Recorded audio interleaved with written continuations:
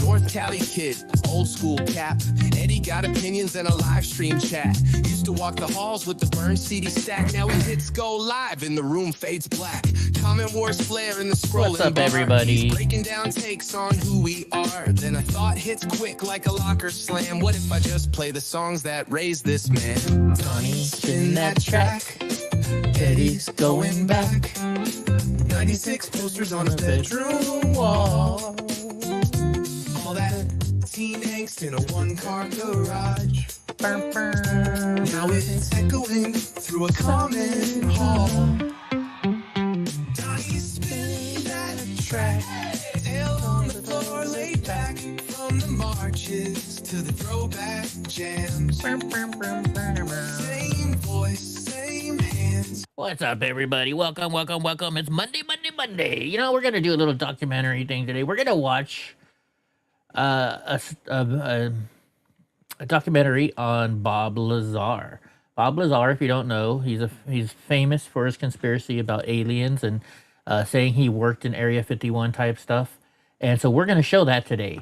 Also, you know, I've just come to the realization that I now have to get a new scooter. And the one that I'm going to get, it's about $5,000. So I really got to start, you know, making a little side hustle here. So we have a new thing now. If you know, sometimes I don't read everybody's comments, right? If you really want me to read your comment that bad, we have a new thing now to where you can actually, and I'm going to show you it right now, but you can go to my Streamlabs tip page. And if you donate $20 or more, you will automatically interrupt the stream. And whatever you post in there, except for cuss words and stuff, will be coming up. So watch this. We're going to test it out right now. This is a test donation for $91. So see, what'll happen is it'll read your comment. And that's what this little QR code is up here for. You can take this little QR code, and if you can take a picture of it or with your phone, and it'll take you right there. So you can do that. You know, maybe I should move that over here. Maybe I should move that up here. Maybe next to me. No. Leave it in the corner there. Oops. Hold on. Let's do something. Let's do this. Let's move this. Let's go this way. Put that kind of in the middle like that, and then that can stay up there. There we go. All right, but anyway, so that's it. The link is in the description below, where you can click on it. So let's get started with Bob Lazar. There's really no way I can prove it without revealing my identity and getting myself into more trouble than I have already. Exactly what's going on up there? Well, there's several, actually 9 flying saucers, flying discs that are out there of extraterrestrial origin, and they're basically being dismantled. Some are, well, in various stages of completion, built from other parts, and they're being test flown and basically just analyzed. I was 29 years old, working on the most incredible project in the history of the world. No one has ever been able to show exactly what I saw with my own eyes, until now. Let's travel back in time to December of 1988, when this all started. December 1988.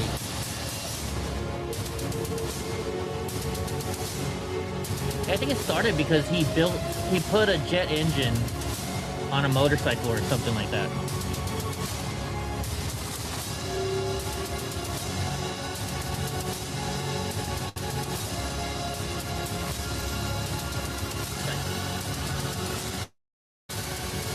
I believe that's how it started.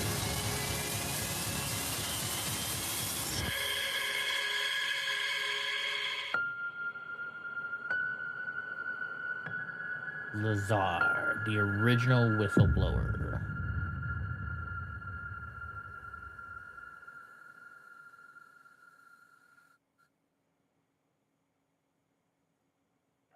Coming soon, 2024. Project Gravitaur. I guess this is what we're watching right now. All right, so here we are, Bob, after almost 2 years working together. Yeah. And the project started, you know, pretty serious about us wanting to recreate the craft perfectly. That was the initial project.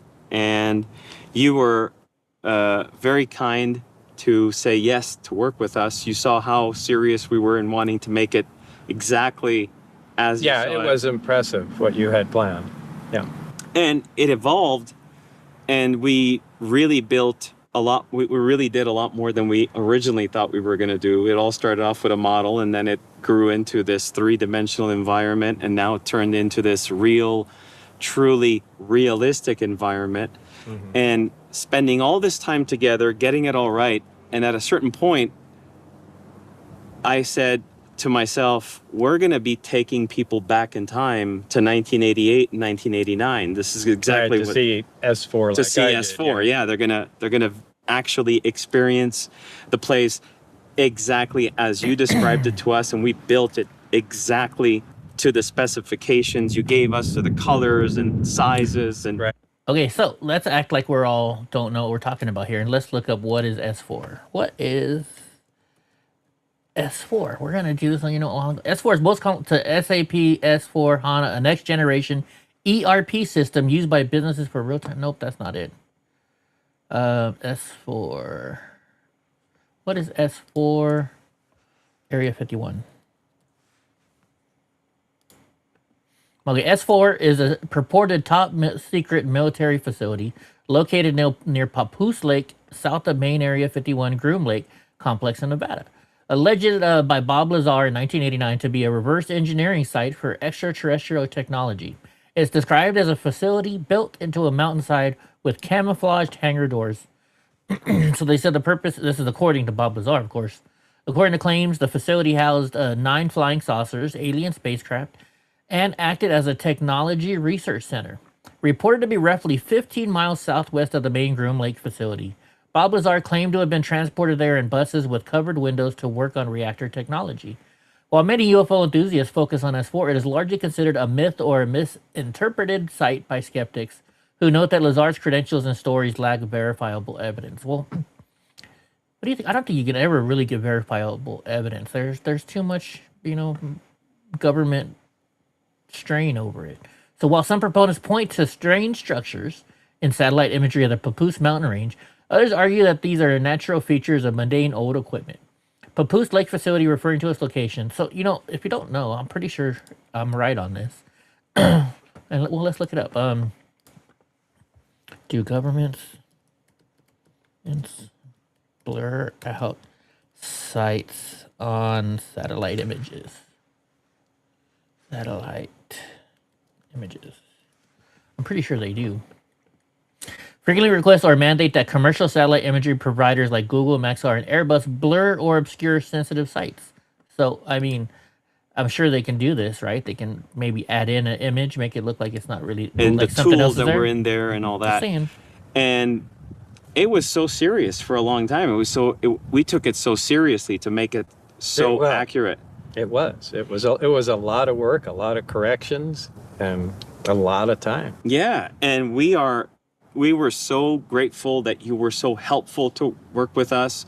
You were always there. We must have had like numerous Zoom calls together and going over details, and there's so much that we covered. And there came a moment where we were thinking, how are we going to launch this? It's a serious thing, we don't want to come across as this is a cheesy project or anything. We want to make it look really cool and realistic and serious.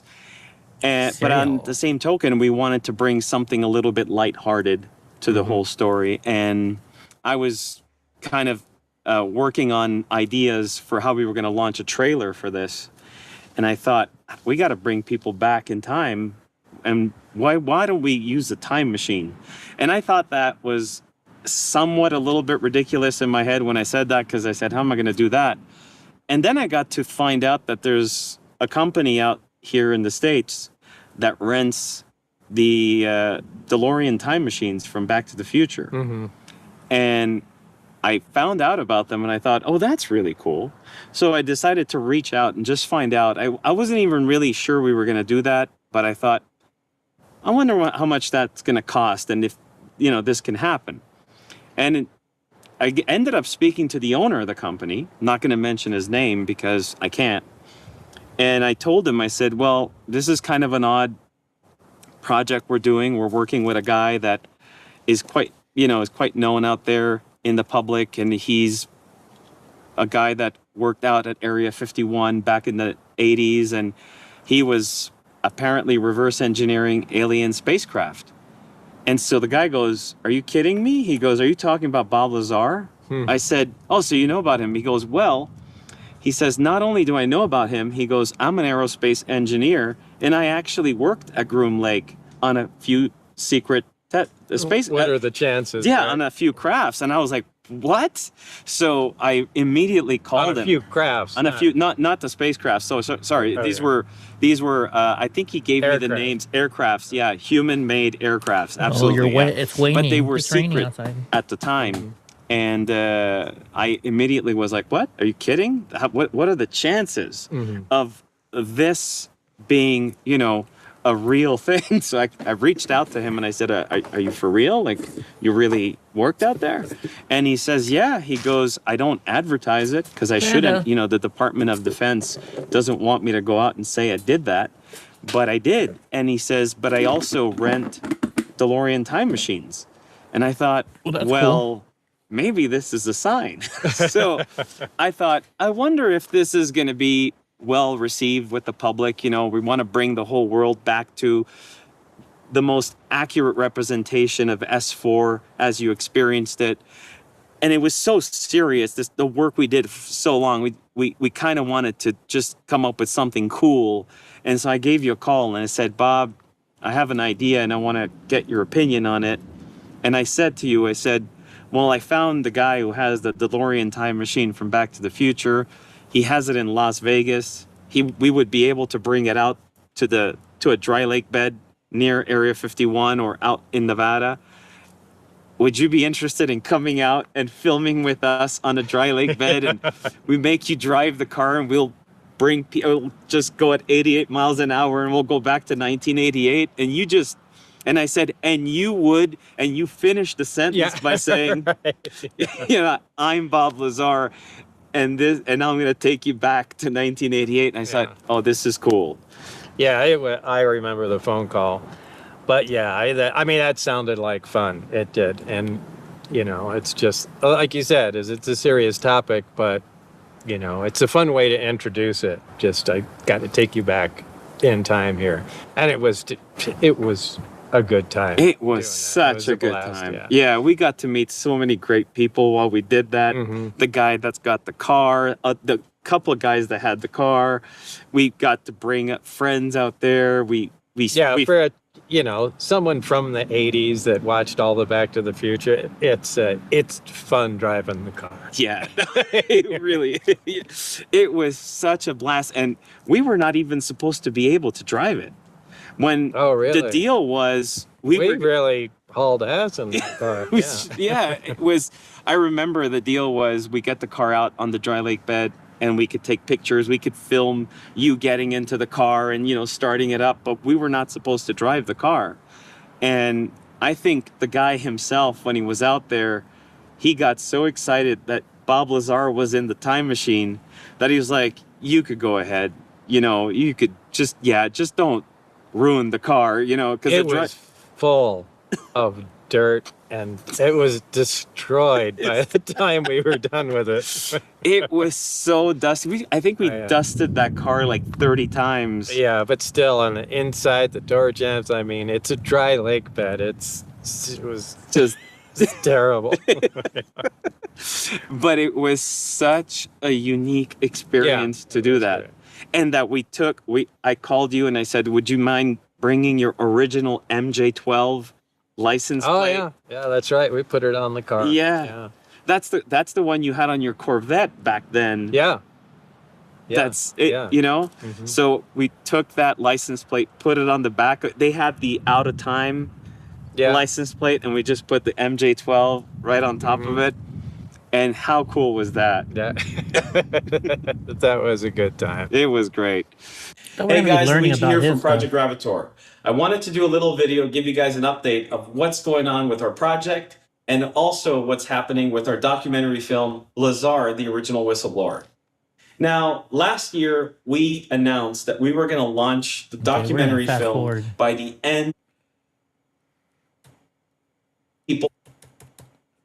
We're here to watch the We Bob got Lazar show. additional interviews with Bob Lazar. Here we go.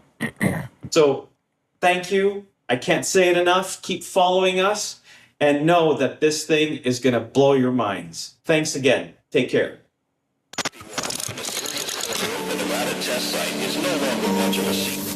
There's something that the whole world missed out on throughout the ages of this story being out, is the fact that we've always focused on what Bob did at S4 or at Area 51, working on flying saucers, but there was a lot left out about who Bob Lazar actually is as a human being.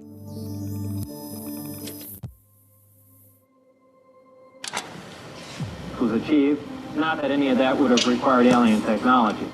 So basically, the delay happened for a lot of reasons, and the main reason was quality. As we were building the project, as we had developed S4, you know what? the entire Papoose mountain range and all that. Okay, you know what? Here's what we're gonna do. This is just him talking about making stuff. We're gonna watch an actual documentary then, because I have it here, but in order to watch it, we're not gonna be able to watch it on YouTube because it's not allowed to be watched on YouTube. So we're gonna have to get rid of it. Of YouTube, right? How do you search now? Because I hold on, we'll just go here. Lazar documentary. We're just gonna do this. So we're gonna end our YouTube stream here. Here it is. Because, well, we can't watch it on YouTube. Am I even gonna be able to watch it here? Oh no, it's blocking it out even here. Okay, well then never mind. It's blurring it out. Well, that sucks too. Okay, we can't even watch this one here. And I'll just say everything. Hold on, I got an idea. This is what I was gonna do this before. Let me try this thing real quick. If not, we'll watch something else with Bob Lazar. Let me see if I can download this. Nope, I can't download it either. Okay, I gotcha. Well, then let's just watch this then. This is a documentary we can watch.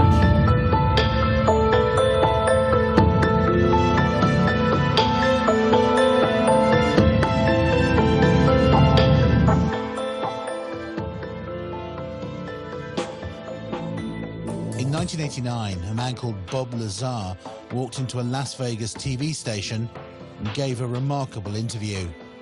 He said that he'd worked out in the Nevada desert at a top-secret facility known as Area 51. He said he worked on a highly classified project, reverse engineering recovered alien spacecraft. His story was a worldwide sensation, and Area 51 became a household name, synonymous with UFOs, secret projects, and little green men. And yet, neither the US government nor its military have ever denied his claims, and they still don't officially confirm that Area 51 exists, despite satellite photos proving it does. Many dismiss Bob Lazar as a fantasist, and yet others see him as a whistleblower, exposing a government cover-up of UFOs and alien contact.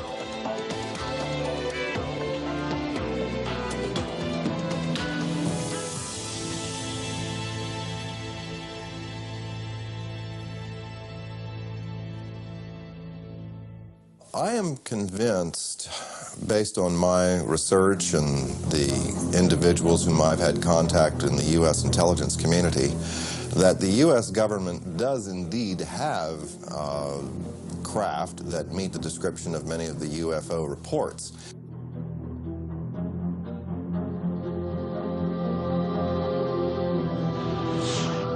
My personal opinion, based on comments I've gotten from the Deputy Director for Science and Technology at CIA, would seem to indicate that Bob was perhaps an unwitting participant in a program designed to introduce someone with a technical background to some elements of the UFO research projects going on out at the test site.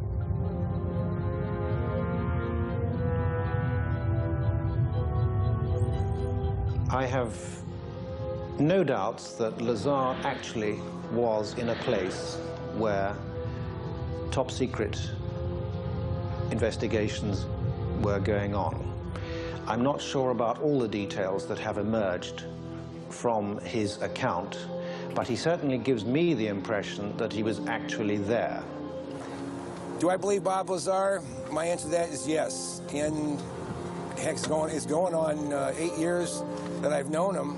His story has never changed.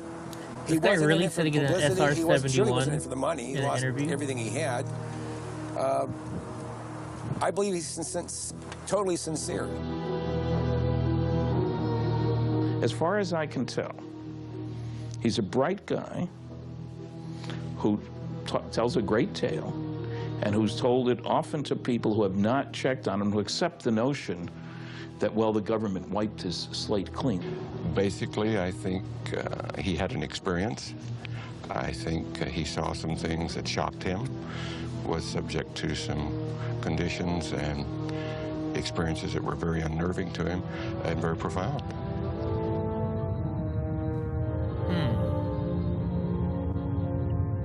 He said, you would love to see what's out there because it's like beyond science fiction. He said, and I wish I could talk to you about it, but I can't. And that's as close as he ever got to telling me anything that happened out there.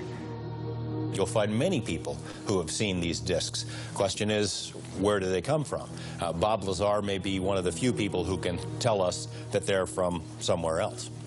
I've no doubt that there's a relatively small number of people within the intelligence, military intelligence and scientific and technical intelligence community who are aware of what's going on, and an even smaller group who are actually organizing top secret research into this phenomenon.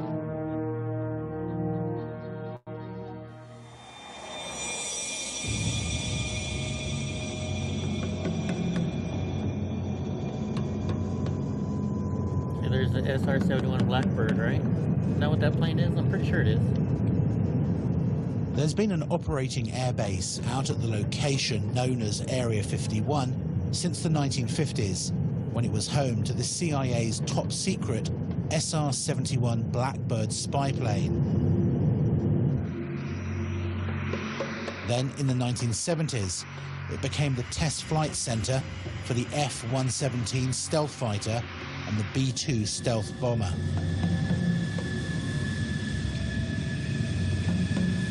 It's fairly public knowledge that we have a super secret facility in the mountains in northern Nevada, referred to as Groom Lake, Area 51 of the Nellis Air Force Base test range. It's also been referred to as Dreamland. This is an area that has been known but officially denied for many decades.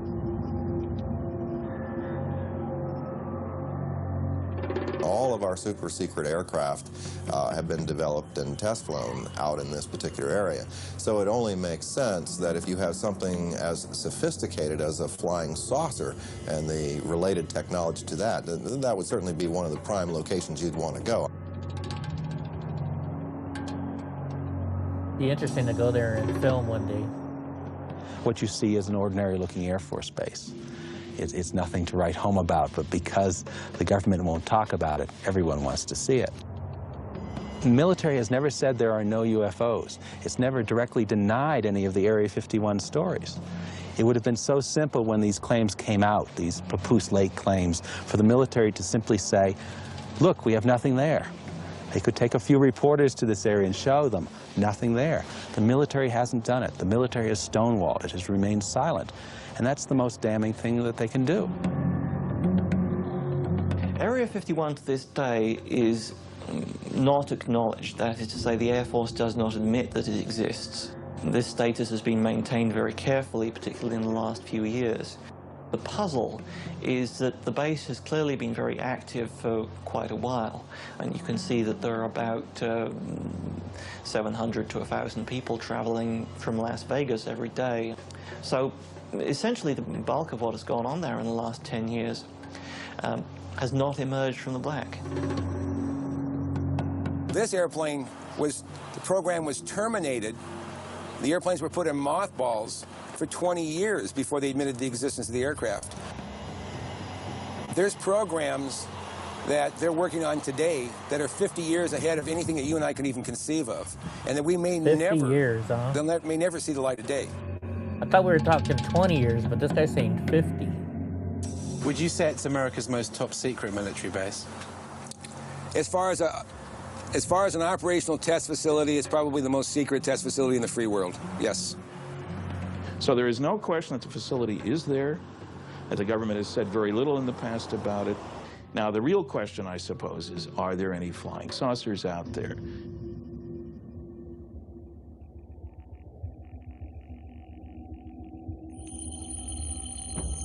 No one had associated flying saucers with Area 51 until Bob Lazar's interview hit television screens around the world.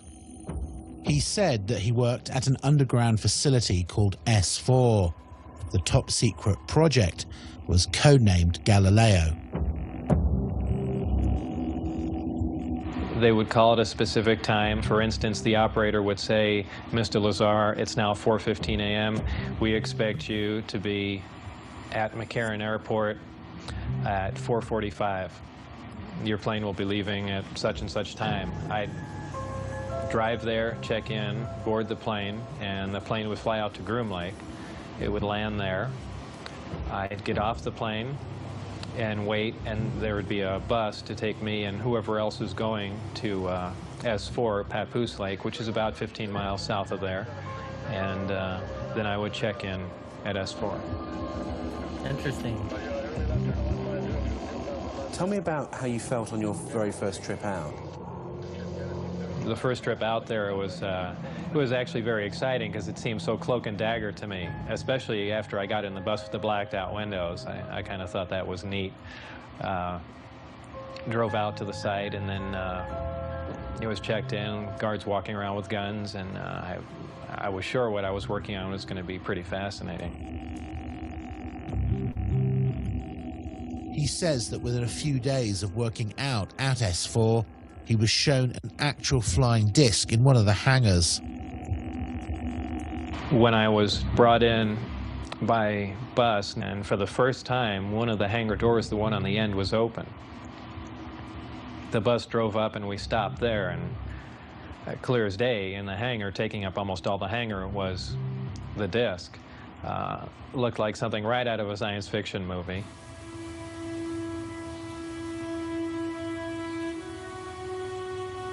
And as I walked in there, I thought, well, this is the new advanced aircraft we've been working on, and this is why people keep seeing flying saucers, because it's ours, and we've just been testing it, probably for all these years. And what color and size was that? It was a dull stainless steel, pewter gray, very unimpressive color-wise. About 52.8 feet in diameter and about 16 feet high. About 52.8 feet. So was it actually a recovered craft that you were working on, or was it one that scientists had built as a mock-up of a recovered craft? Well, whether it was recovered, given, or what, it was not built as a mock-up. It was an alien craft built on another world. There was absolutely no doubt about that. Lazar claims that he was one of only 22 people who had something called majestic clearance to work on the craft itself. The whole aim of the project was to take these craft, or the one in particular that I was working on, and try and duplicate its systems and subsystems with earthly materials. The work that I did basically entailed back engineering the power and propulsion system, and I opted to start with the power, the reactor that ran the craft.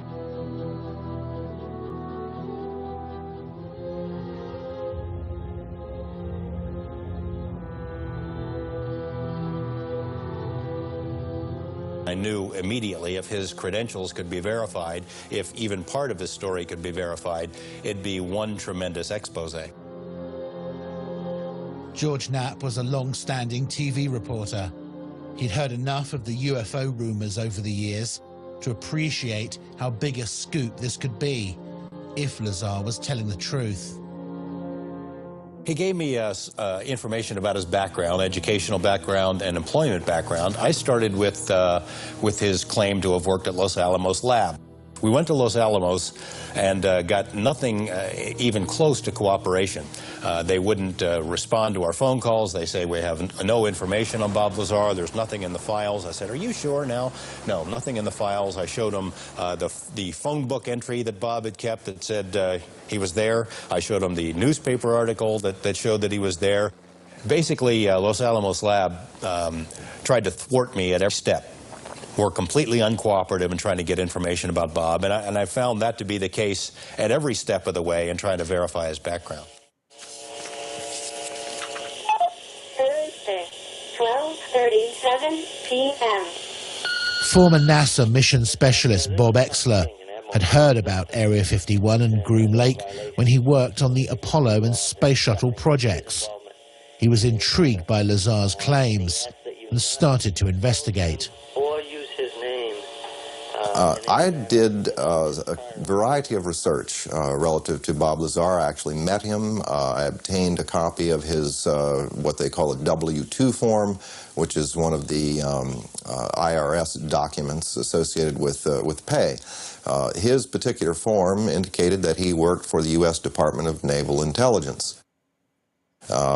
They informed me that it was a genuine document. It was not something that had been fabricated. There were a variety of numbers, contract numbers and so forth issued on the document, which I was able to research, again finding that these were highly classified numbers. In fact, Internal Revenue Service ran into a brick wall when it came to trying to track down the actual employer associated with the document.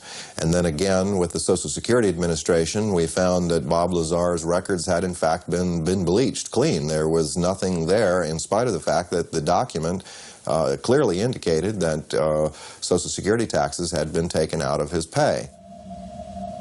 Interesting.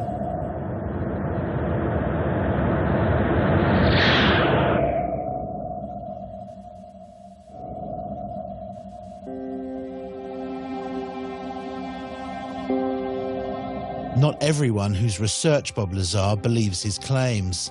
Stanton Friedman is one of the most respected authors in the UFO field today. He's a former nuclear physicist with top secret clearance and has many friends and contacts in the Black Project world. I've looked at considerable depth into Bob Lazar's claims, both about himself and about propulsion system. Those are fairly elaborate claims. I've talked to the schools that he claims to have received degrees from. I've checked on his high school record. I talked to Los Alamos Lab, where he was supposedly a scientist and so forth. I have come up totally empty. Now, when a guy lies like that, you get very wary. Nice, and you know, Corvette. it has all the trimmings, his story, of a Walter Mitty story. Somebody in his imagination was, you know, stronger, brighter, faster than anybody else.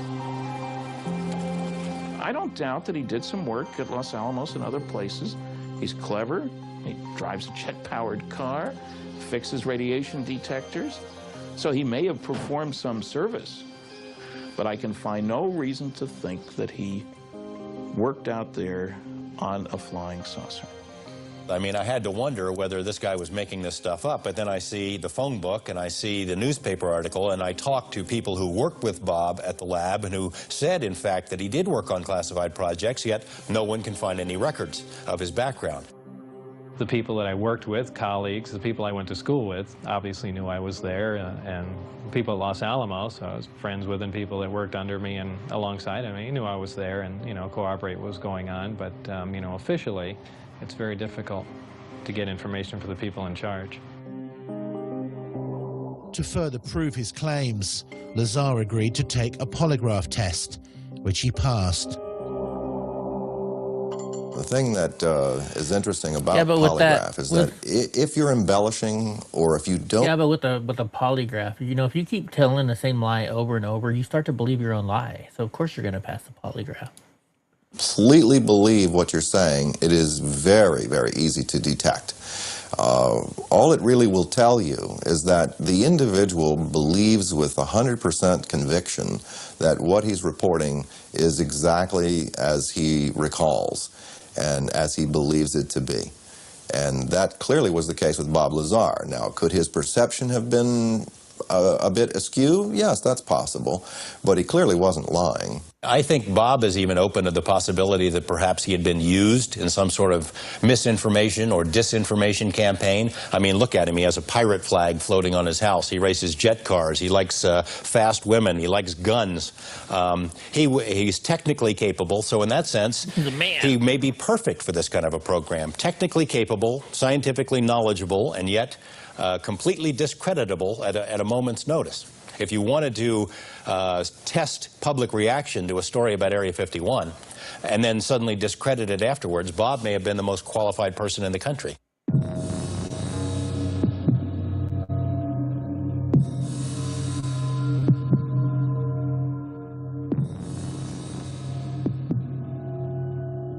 Lazar says that on one occasion he was escorted into the flying disc that he saw in the hangar to analyze its propulsion system.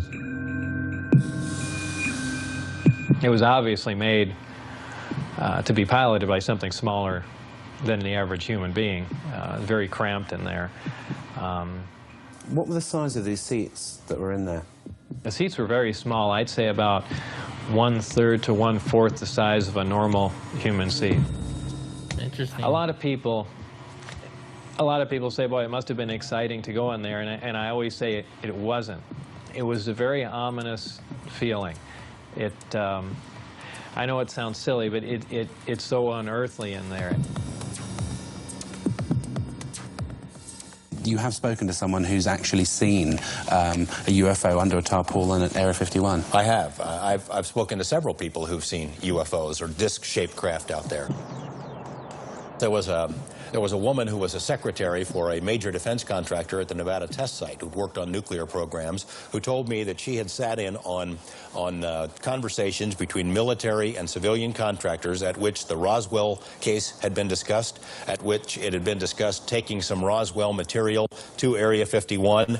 The level of secrecy during those meetings was great. Afterward, they'd take the ribbons out of the typewriters she was typing on. She was ready to tell me about this, and I had this conversation with her on the phone.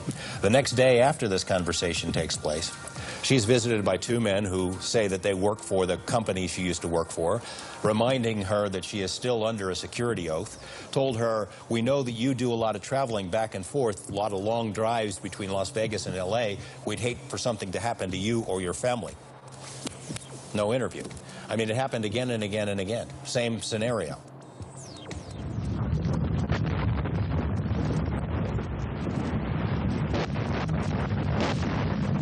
Lazar says that in addition to being shown inside the disc, he actually saw it take off from the lake bed. I was brought into the hangar for one of the short duration tests, and the craft was already outside on the lake bed, and that was pretty much of a marvelous sight. It's a huge thing. It's like seeing a house lift off the ground. You can't imagine the energy involved to do that.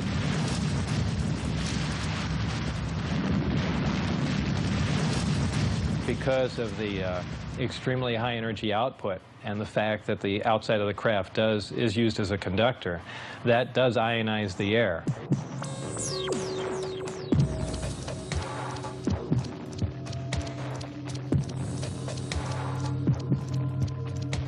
And the crafts do, as a byproduct of this, glow at night, much like a fluorescent tube will light up. So, you know, bright, strange, jumping lights in the sky, that does explain that.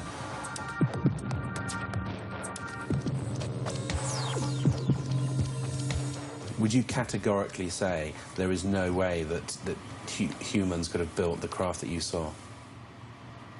Absolutely. I will categorically deny that. Well, I don't know. How exactly should I put that? I guess I can just say it straight out. There is no way that any government on this earth could produce that craft, period. And I defy anyone to argue that point.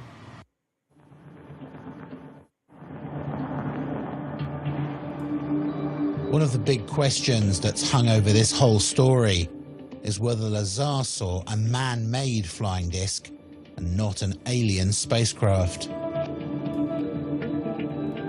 A lot of these craft which are being developed in secrecy in the United States are tested at night, and one can imagine that seen through kind of half-closed eyes, something like an F-117 stealth fighter or a B-2 bomber, side-on or front-on, would look remarkably like, say, a flying saucer or a UFO.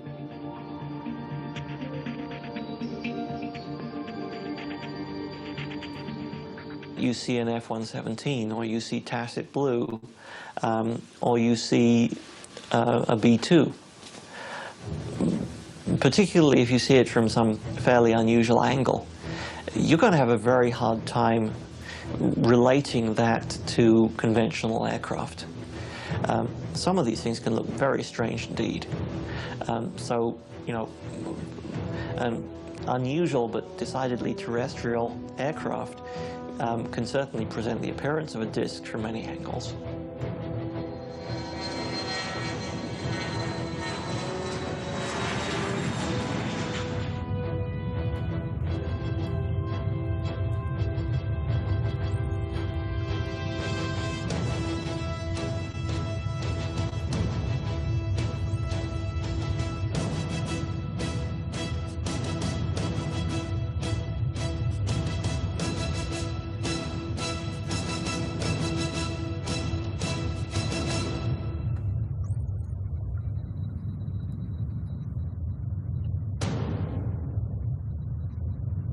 I think for anyone who's been out into the western United States and seen the kind of place it is and let their imaginations run riot a bit, it is possible to imagine in these vast test areas technologies which are highly exotic, highly revolutionary, and would change the way we feel about science today.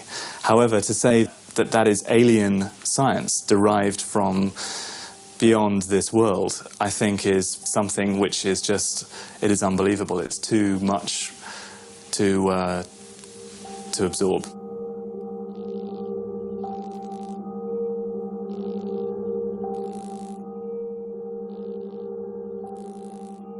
Do you think that some of the truth certainly lies out there in the middle of the Nevada desert at Groom Lake? I would expect that some of the truth may very well lie out in the desert near Groom Lake. It's the right place for some of it to be. It's isolated, it's under control, it's high security. I don't think we've yet scratched the surface. What's up, Galaxy? How you doing, on what's bud? happening out there with regard to flying saucers. I don't know. I'd love to find out, though. According to Lazar, the craft that they were secretly testing out in the desert at night used an exotic anti-gravity propulsion system. The reactor itself was an incredibly advanced system. This was an antimatter reactor. This is something we could only dream of having, something that could put out huge amounts of power that rivals several nuclear power plants running at capacity. What happens is a great gravity distortion is created, and you're essentially bending space toward the craft. The craft becomes part of that space, and then when the reactors, or when the gravity amplifiers are shut down, the craft is essentially where it was focused. It's a very difficult thing to grasp. It happens virtually instantaneously because of the fact that gravity distorts time. And if you're bending space and time along with it, when you wind back up in that place, you're there between the ticks of a clock.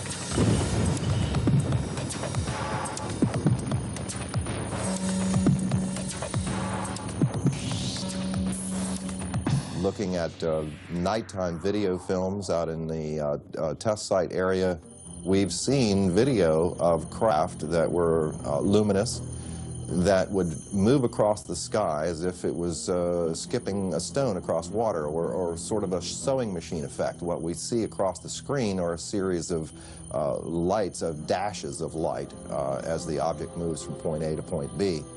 Therefore, we are seeing what you might call a shadow effect of the propulsion mechanism at work.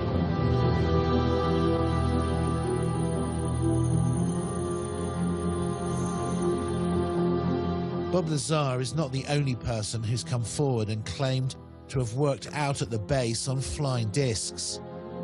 Former US Marines test pilot Bill Uhouse worked out at Groom Lake and other top-secret locations for more than 40 years, working for the Pentagon and civilian contractors on a variety of highly classified projects, including, he says, a flying disc recovered from a crash in Kingman, Arizona in May 1953.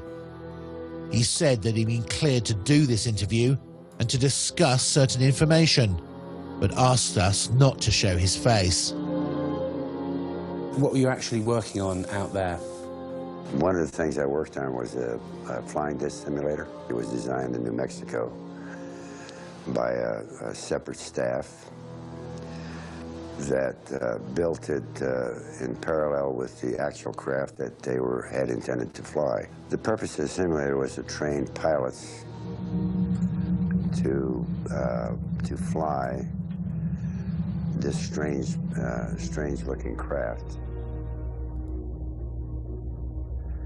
The simulator was a 10-meter round disc. The skin was made of boron composite material.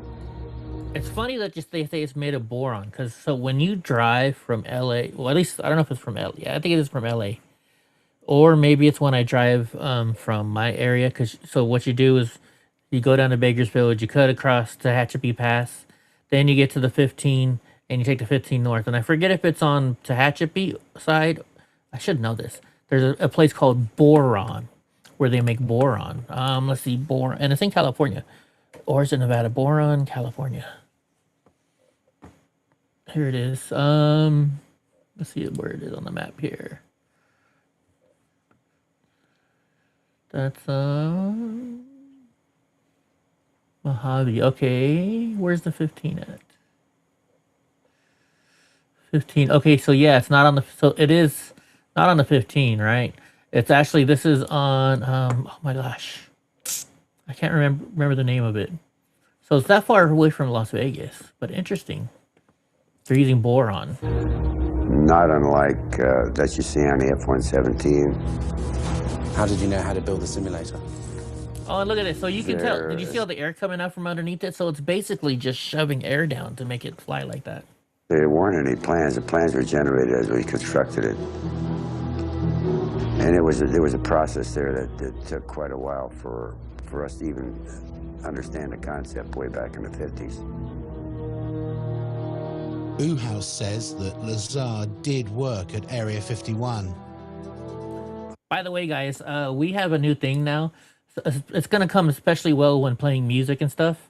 So there's sometimes where I won't read people's chats, right? You know, because maybe I don't want to read them, or, you know. So we've got a new thing now. I'm trying to finally start, you know, making some money to pay back some stuff that I spent a lot of money on. You know, I'm not trying to grift. I'm giving you guys a benefit. So if you ever want your message read, well, if you see the little QR code up there, or there's a link in the description below, you can go to, it's the Streamlabs link, right? But if you donate $20 or more, it will read your donations, or whatever you want to say, up to 255 characters. So watch this. I'm going to test it for you so you guys can see. This is a test donation for $36. So see, so that's what's going to happen. And like, if we're playing music and you don't like a song, you can pay to skip the song. You can pay to play your own song. I'm just trying to do some stuff to start, you know, trying to, well, you know, start earning a little money for what I do. Will it read in Hope's voice? I don't know. I'd have to figure that out. I can change all the voices. Bob is you guys can help me pick out voices. What he knows, and I know a little bit about Bob. Borax on your toothpaste? It's supposed From to a different really, I didn't know standpoint, that. and a lot of people know and what's been written about him, but Bob Lazar is not lying as far as See, it says it right there at the bottom of the screen right now. place and position Streamlabs.com/EddieBuckFilm/. and the activity he was involved with at the time, although some of it, you know, he couldn't recall, but there's a lot of reasons why Bob was hired, number one. You know, here's the thing. Take a guy like Bob, send him out there, you know, somebody said, you know, aliens, blah, blah, blah, blah, blah. You know, all of a sudden you're thinking about 9 alien crafts. You know, they may have not been 9 alien crafts. Bravo 7014, contact departure, good day. Do you believe that the government has recovered alien spacecraft? I have no doubts whatsoever that the United States has actually recovered a number of extraterrestrial vehicles. And what do they do with them? I think that I believe they have since too. 1947, there have been efforts to try and duplicate the technology, what is referred to as reverse engineering. And I don't know how far they've got, but some reports indicate that we've actually been test flying within a limited area actual alien vehicles or terrestrial vehicles, United States vehicles, which have been made using alien technology. Could these not just be military aircraft? Well, I think it's quite possible some of them are military aircraft. I've heard from very reliable sources, including a leading specialist on unmanned aerial vehicles, that we have developed some disc-shaped platforms for aerial reconnaissance, some quite small, maybe some larger, which are being utilized by the Americans and have been built by the Americans. That's 6389 Delta, Las Vegas Tower, runway 1 and a left taxi into position and hold traffic crossing downfield. Thank you, sir. 89 Delta. Was it a hard secret to keep? It was a virtually impossible secret to keep, but I did play by the rules, and it caused a lot of problems. It caused problems in my family life. I mean, imagine being married at the time, and you know, you get a call, you know, perhaps at night, and a strange voice on the phone. Okay, you disappear, you can't tell your wife who it was on the phone, where you're going, and you come back, you know, sometime early in the morning. I mean, what is she going to think? Unaware of where he was going every day and being absent from home for long periods, Bob's relationship with his wife had deteriorated badly. This was seen as a potential security risk out at the base. My wife was having an affair with someone else, so they viewed that as a potential emotional instability, and they no longer wanted me coming out until things were cleared up, either for it, you know, it to break up or heal or whatever, but they, that's what put the brakes on everything there. And did they then stop calling you? Did you get very frustrated about that? Yeah, then I began to wonder, boy, now they've given me all this information and everything's come to a dead stop, what's going on? And that's when I began to be concerned, and then that's when I said, you know, now it's becoming important that some other people know what was going on. As the silence turned from days to weeks, he finally decided to tell his wife and closest friends just what he'd been doing. Were you aware of the security implications? I was quite aware of what could happen, but I was also aware that these guys would go to any extent to keep their secret, and certainly not have someone that was on the inside running around, and I didn't think it was beyond them at all to make me disappear, whether I mean, who knows? I know it sounds more like a movie, but I didn't think it was beyond their capability to... Oh yeah, this is another feature. Okay, you know, I'm going to show this to you guys real quick. So here's what's going to happen. So here's how it works. If you want to go to this thing, let's say you guys want me to play a video, right? I have a 10-minute max video that you can play, but so what you can do is here, you can put in the video URL and start time. Oh, start, you can even set the start time. Okay. Right. And it will, It'll charge you 10 cents a minute, I think, something like that. And then then it will play your video on screen, right? So that's how it works. Or you can just donate. I think in order to get text to speech, the minimum donation I have up there is $20. But when you do it, it's like I said, it's gonna look a little like this, and it'll speak. This is a test donation for $25. Does seem a bit odd they would have the technology to travel light years and then crash on Earth. Accidents happen even when you're interstellar travelers, I guess. That, or, you know, something broke maybe. You know, that's another possibility. Just to stop the word from getting out. Bob knew the test flight schedule for the discs and took his wife, his best friend Jean Huff, and another friend John Lear out to the desert near the base on a Wednesday night in March 1989.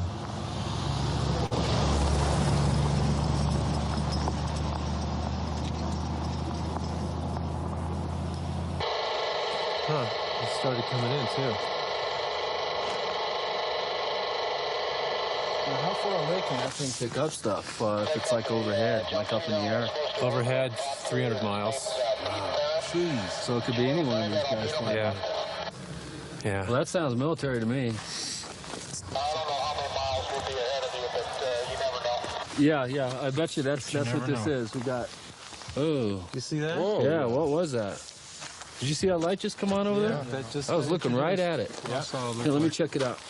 Well, that was a shooting star. Right above it was a meteor, too. No, there's a steady light. No, it's a steady light that just came on. Any kind of... No, this one right over the range here. It wasn't there, and then I was looking right there, and it blinked on. Very bright. That's brighter than a star. Yeah.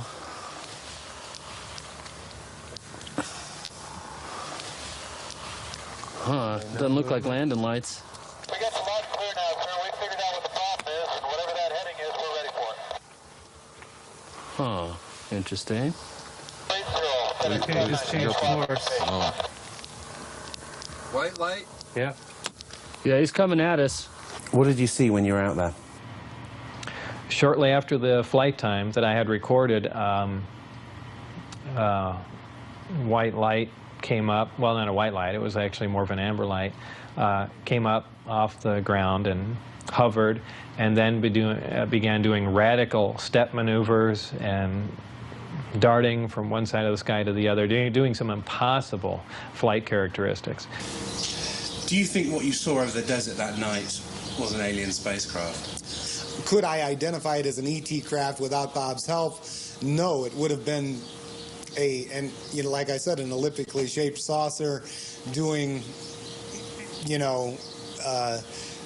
just doing moves that we're not capable of, but I could not say that, no, this wasn't some advanced Earth technology. We got the light clear now, sir. We figured out what the problem is, and whatever that heading is, we're ready for it.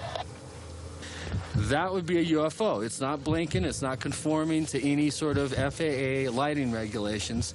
And there you're looking at it. That's like a typical UFO. If it was red, it would be real typical, because that's what most people report, is red lights like that are solid color. I don't think that's landing lights, because it's curved already, and we're still looking at it. Why would UFOs have lights, Looks like he's curving back. Do they need a light? That is a typical military UFO. There you go. Okay, real quick though. Let's look at this. Let's do some little detecting here, okay, right? This is obviously using, well, not obviously, but to me this looks obvious. I think they're using night vision, which will show up green like this. Okay, so I'm not gonna say for sure that this is a UFO. Like I said, it looks like night vision and just something in the sky. Also, why would a UFO need lights? Do they need lights? Wouldn't it, I would think they wouldn't want to use lights. I don't know, who knows? That are solid color. I don't think that's landing lights, because it's curved already. Everything else is green in there. See, everything is green like out he's there. Curving back.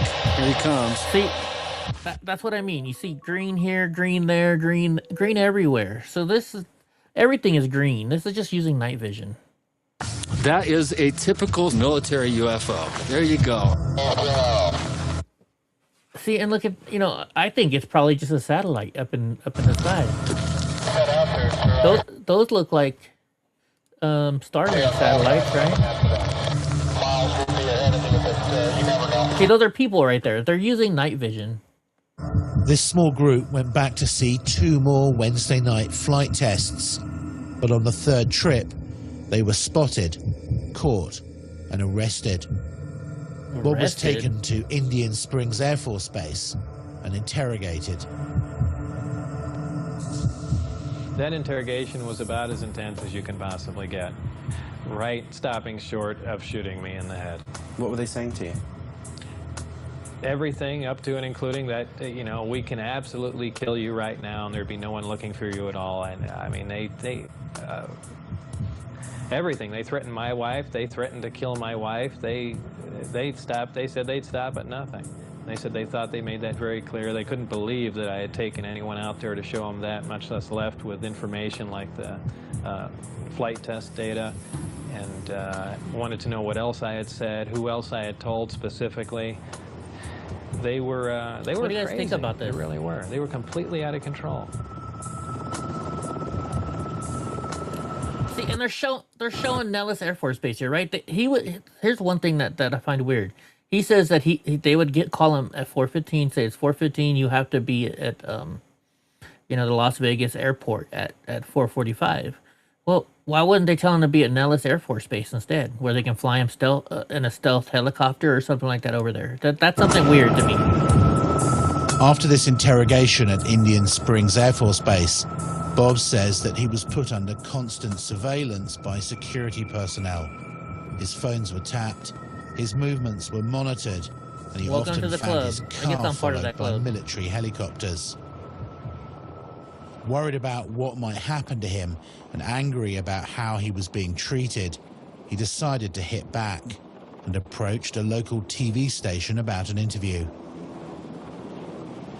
I thought if I did an interview in silhouette, it would be kind of pushing back a bit.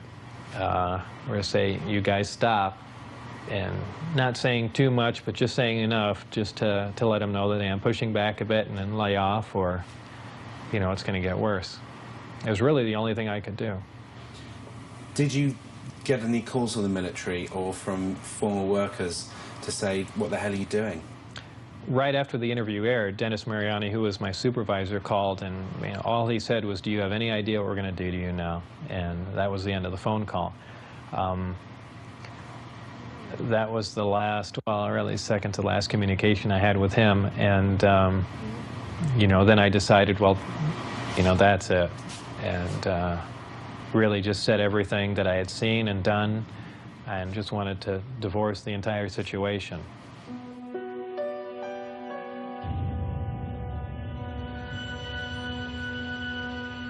Well, of course not.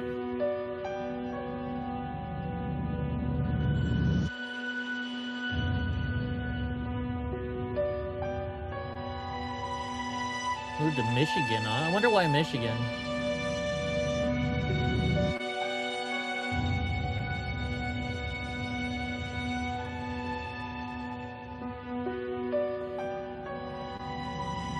We're going to watch a Joe Rogan segment on him after this, too. Even now, more than 20 years later, the jury is still out on Bob Lazar and his claims about his work out at Groom Lake. It's a fascinating story which he's stuck to for more than 2 decades. And although many dismiss it as pure fantasy, the fact is that some of his credentials did check out. In addition, his former employers and even the tax authorities were caught covering up and refusing to release information on him. Why would they do that unless there was something to hide? One thing is for certain, if he is telling the truth, then we're all in for some shocking revelations in the decades to come. Yep. Is the government ever going to say, you know, we've been lying to you for 40 or 50 years? Not a chance. I believe they'd stage an event that is much more like what they do. They'll take a big cargo plane or C-130 or something, take one of the old discs that they've analyzed time and time again, and finished with, go up to a high altitude and push it out the back and then go fly away and say, oh, look, the first disk has crashed. Here's a flying saucer. I mean, I can almost guarantee you that's the route they'd take. There's nothing on their radars on the other... Certainly there are a lot of questions about Bob's background that have not been satisfactorily answered. But there's too much that Bob knows, I think, that couldn't be explained any other way. He knows about the layout of the base. He knew about people who were involved in security checks. He knew when and where the test flights were going to take place because he took people out there 3 weeks in a row and they videotaped the tests. How did he know this stuff if he, in fact, did not have some kind of inside knowledge? Do you think he'd make a That's good pretty weird. Conduit of information? I mean, essentially a patsy. Yes, I do. I think it's quite likely that Lazar was set up, perhaps knowing that he would give out this information. It's likely to be a very long time before we discover what is actually being done out at Groom Lake now. They seem to wait anything from 15 to 20 years or more after something has been retired before they acknowledge its existence. This airplane was designed almost 40 years ago. 40 years before that, the hottest thing flying was a Seversky P-35. 40 years before that, it was a balloon. So the technology has not stood still. So there's a very good possibility that we are looking at man-made transportation for the 21st century. It's been so hopelessly polluted that I'm not sure we will ever get to the bottom of this story, and that's sad. I suspect that whatever was out there, discs, alien or not, had now been moved to some other location, and we may never find them again. Right. There might have been reason 40 years ago to believe that people couldn't handle the idea of alien visitation. I don't think that's true anymore. I think we're far more sophisticated now. Do you regret having screwed up at S4 and taking your friends there and blowing your security cover because you could still be working on UFOs today? Yes and no. Yes, at times I'd like to be able to go back in time and played along with the game and not have done anything, and perhaps to this day still be working on them, because I did feel privileged and it was fascinating work once you can get around all the oppressive military security, and maybe we would have stumbled on something, and yeah, it would have been still fascinating. Alive. Interesting. What's up, Polly Wally? I thought UFOs were pretty much a figment of someone's imagination. I didn't believe in them. I wasn't interested in them. Of course, I'm not even interested in them now. But I certainly do believe in them now.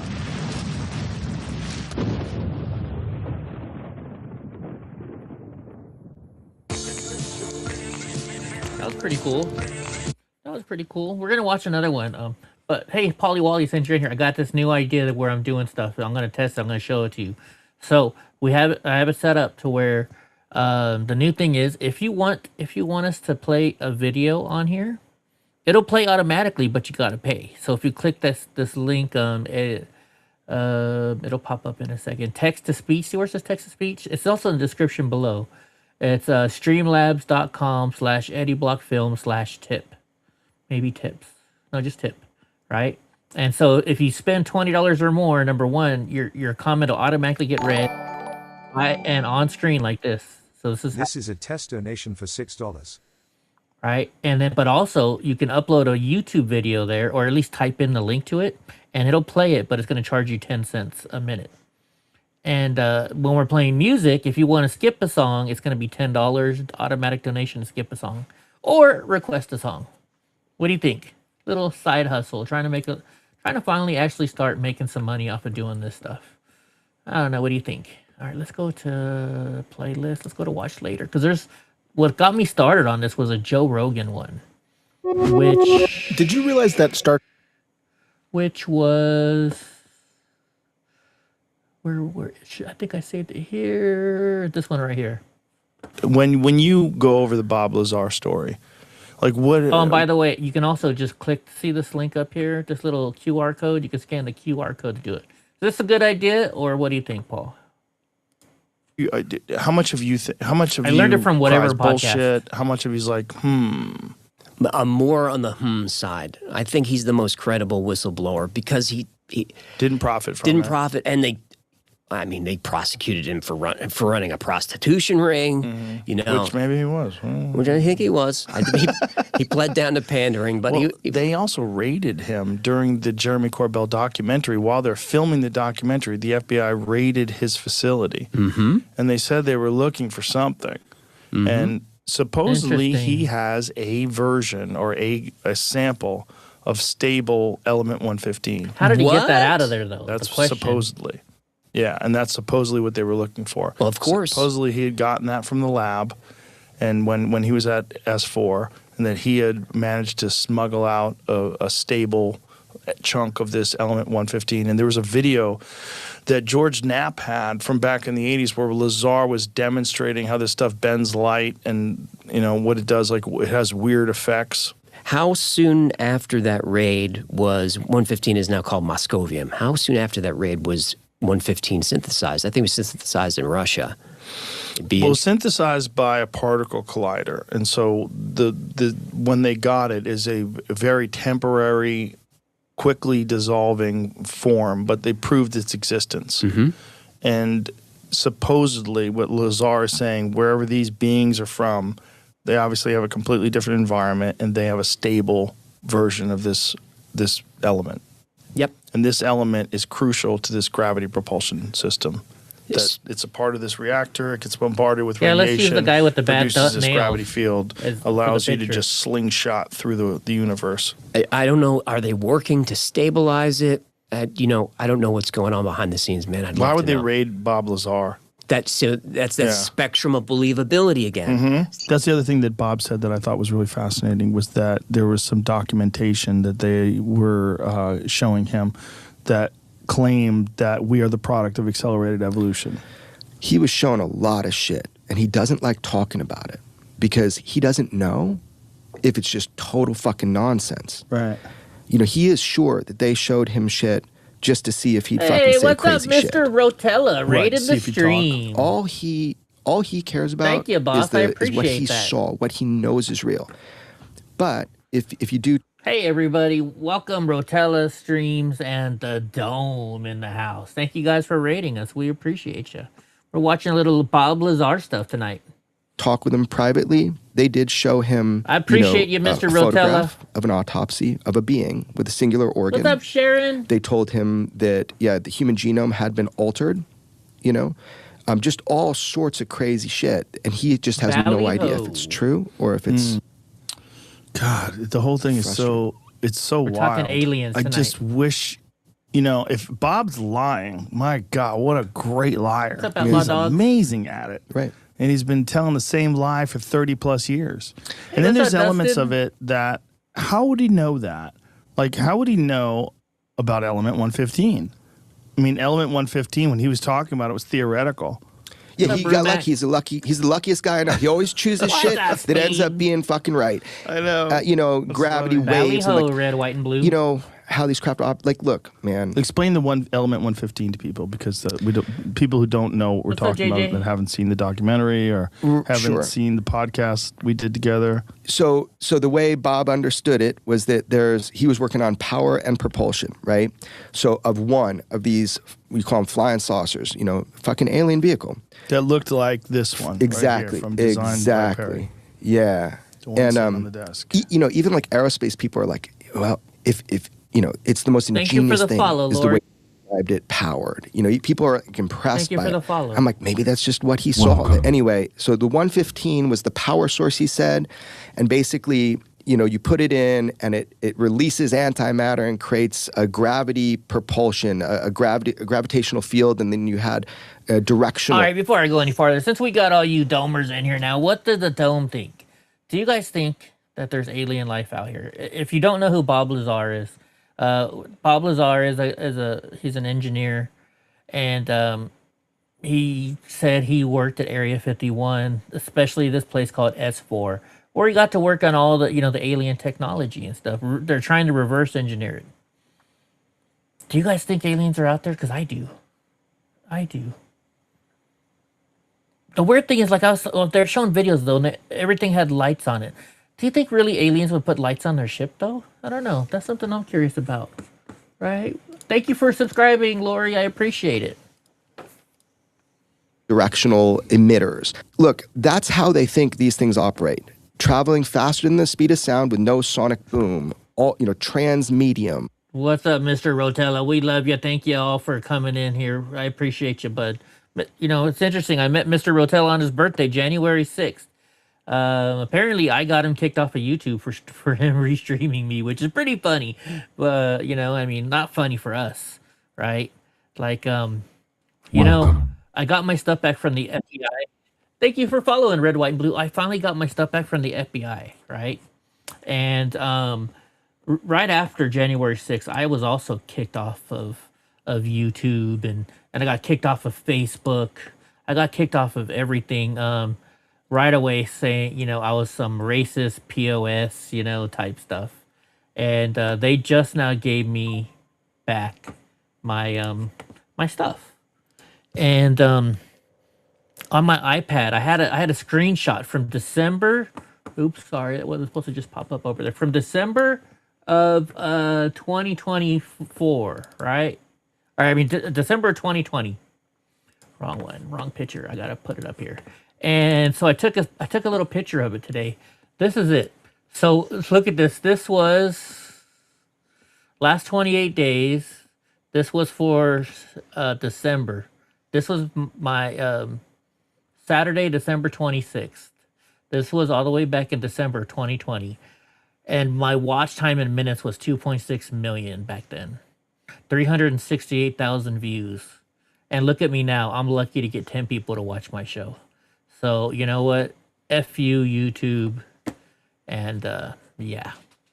Because they still, if you go, you'll still find Eddie Block Films up there. And after this, I got up to like 25,000 followers or subscribers after January 6th. And so, yeah, they really screwed me over. Can you imagine if I still had that YouTube channel availability? Like, it's there. It's there. Don't get me wrong. It's there. But YouTube won't let me get any money or any of that stuff back. Madoma icon. I don't know. Anyways, thank you, though, boss. Lazar is definitely great. So let's get back to the Lazar show. All domain. These things seem to defy I love Bob Lazar. Typical propulsion. It's not outside of the realm of what we understand. It's outside of the realm of what we can replicate now. One day we might catch up. And this element 115 that Bob talked about powering this spaceship was only theoretical back in the late 1980s when he first started discussing it. Right. We hadn't synthesized it yet. Right. Well, it wasn't a synthesizing. It was created by a particle accelerator, right? Exactly. It really was detected because it was. I think it was. But we smashed. Right. So we kind of synthesized in that we smashed particles together, and then we're like, oh, for like a second, there it was. Yeah, I think it's a fraction of a second. Yeah, and Bob always said that if he's right, if it was 115, that's how he understood it to be. If he's right, then we will someday, be able to make a nominal amount of it that will be stable. That's what he says. Until something happens, and my thought is like, when thanks for the something follow, actually JJ. happens, how will people handle it? UFO whistleblower could get immunity under new amendment. So this is what you were talking about? Yeah. Fuck YouTube. I'll say it all day long. Absolutely. And I mean, the thing is I know some of the people doing this, and they're like, they want some nominations, man. Who should talk to them? Well, you got your own fucking logo there. There you go, buddy. Good night, Mr. Rotella. Yeah, these are Foundation cigar. JRE cigars. They're good. Shout out to my friend Nick from Foundation Cigars too. Hooked me up with that cabinet. Got a whoa speed. Whoa speed. Bitch now. Wow. Thank you. Welcome, this Potamus here from the UK. Yeah. This is proven by a particle accelerator, and Bob Lazar's claim was that they had a stable amount of this element 115 that had come from this other place. And did they know where this other place was, where this element 115 supposedly had come from? Another planet? Yeah, I mean, again, this is like what he was told, so he's kind of allergic to, but, he said that the documents said Zeta Reticuli, like, you know, I guess a binary star system or something. That's what were in the documents. Now, if that's true or not, look, remember, he thought it was the U.S. Which Nick? There's he a lot thought of Nicks. this vehicle was ours. Right. And then he until he walked inside of it. That's his whole thing. It blew him away.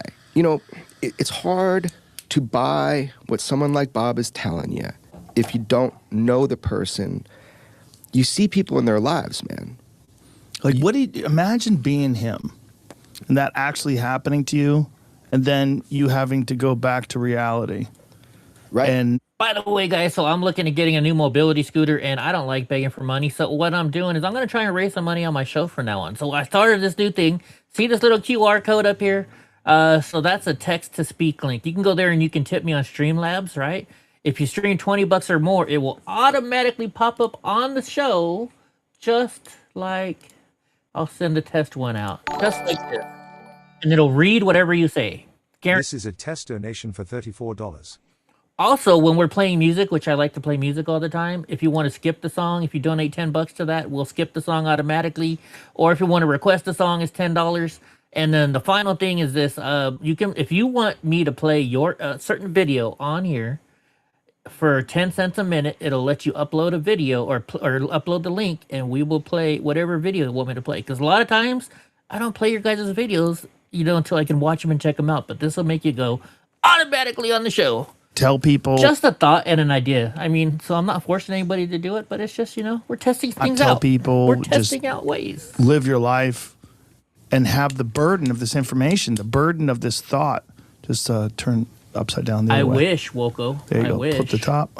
You got to flip the top. There you go, and then pull down. This one will go on sand. The burden of that everywhere, kind of though. information, when even discussing it, you seem like such a psycho. Because the VA, I'm getting the VA. See, this is what it looks like. So you can type in your username here. You make these whatever donations, and you can add if you add $20 or more there. But look, so you can put the YouTube link in there. But let me show you YouTube. Let's go to YouTube and Mobility Direct Baja. Oops. I'll show you the one I'm looking at. This is the one I'm looking at. This one right here. Hi, I'm Sergio with Mobility Direct, and This is the one I'm gonna get. Oh no, that's not it. That's the Baja Bandit. I don't want the Bandit. I want Baja Raptor 2. No, not even that one. The Baja, the Wrangler. This is it. Hi, everybody. I'm Sergio with Mobility Direct, and this is the one I'm gonna get. Scooter every 6 months. I'm gonna throw the last winner on the screen so you know it's legit. Camel. Oh, that's I'm giving away a free scooter. All right, so what we're gonna do now is take you on a little ride along so that you can see first person what it's like. And I mean, look at those tires. They're huge, and they are handling it. This is so much fun. Look at the birds. Man, the breeze. It's So yeah, so that's the scooter I'm looking at getting. All right, anyways, let's go back to this. You know? Yeah. Most people almost instantaneously, I mean, other than a real journalist like George Knapp, most people are going to think you're out of your fucking mind. Yeah. They just dismiss you. Yeah. Why would you even do it? Like, what would be your motivation? What would you get out of that? Well, his motivation was he was seriously worried that they were going to take him out. Yeah. Hold on, let me find Because the he video. knew so much, and they had cut off of his... For folks who don't know the whole story, just give you a brief synopsis. It is. What happened was Woko. Bob allegedly was working on back engineering these aircrafts, these vehicles, these spaceships. And in doing so, you have to have a very high level of clearance. Well, with that high level of clearance comes complete government surveillance. So they monitor your phone calls, monitor everything. Turns out Bob's wife was having an affair. This is an interesting So story. they don't tell Bob that his wife's having an affair, but they cut off his job. They're like, you did too much of a potential to be emotionally unstable. We can't have you working on these top secret, super sensitive things. Yeah, it's logical. While your life is probably going to fall find apart. out some bad shit. Yeah. So he doesn't know this. And so they don't give him any information. So he freaks out. And so he starts telling his friends. And he's like, come with me. I'll show you the launch. I'm not lying. People forget that. Yes. He went out and he showed people a craft that didn't look like any normal craft come up right when he said it would. Yeah. Over a base that wasn't even known then really well, and a sub-base, an area, not Area 51 proper. Again, he's the luckiest motherfucker in the world. He did it 3 weekends in a row till he got caught. Right. So it's just like, man, every time you try to call bullshit on him, I tried so hard on so many things, motherfucker. People think I'm just some fucking believer. I'm not, bro. The only thing that people have ever called bullshit on him is that he said he might have seen an actual alien. But he said he was walking down a hallway and looked through one of those little tiny windows that's in a door, those little tiny, like 12-inch square windows. And he peered in it quickly as he was walking by, and it seemed like there was a small thing that was sitting on a chair, and there's people standing over it. But he doesn't know if it was a doll. He doesn't know if it was, and so in his mind, he's like, fuck, did I see an alien? Like, what the fuck? But he can't go back. It's not, like, everything's, if you work on top secret stuff, apparently, everything's very compartmentalized. Like, the people that work on metallurgy don't have access to the people that work on propulsion, that don't have access to the people that, if there is a biological entity, that they examine it. Which frustrated the fuck out of him, right? Because he said that's not how you do science. It's not how you do science. Right. You have and to he collaborate. he says, I wasn't the most qualified person to be there. Maybe they hired me because they could easily dismiss me. Hey, don't forget to hit that like button, he's like, guys. why didn't we have Thumbs up. better people on this? People that were more... So he was really frustrated, and he said to me, like, he thought it was a crime against the scientific community. If they have this stuff, like he says it was a crime. And, he talks about that Thank you thing for through the window. Donebot. He's so funny about it. I sat him down for long, many sessions, really trying to get it out of him. Yeah. He goes, Jeremy, I think they were just obsessed with measurements.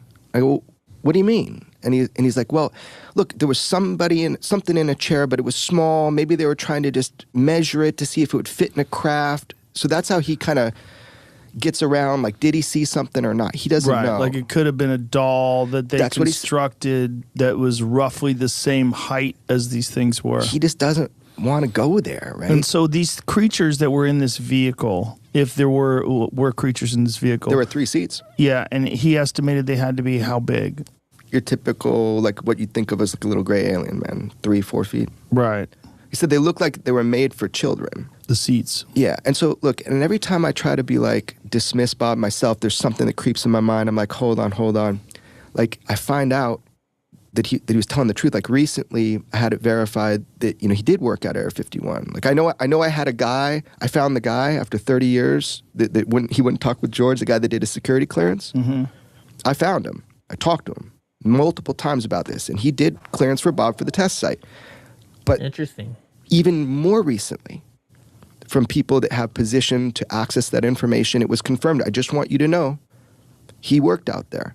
Now, I have people that were out there that saw him on a Janet flight. Of course, he can't Bob prove worked this, out though. there. And a Janet flight is those unmarked planes that would leave from the Vegas airport and head into Area 51. That's right. And so here's the deal, man. Like, it's the cumulative evidence about Bob that I, as a friend of his, like, I have no reason to doubt him. You mean like and Optimus all the evidence from tells me that it happened exactly Tesla? like he said. And he's explaining it to the best of his ability. And to his own detriment, actually, before coming on your show, man, he's probably the most hated dude. For some reason, people go crazy about him. They either love him or hate him.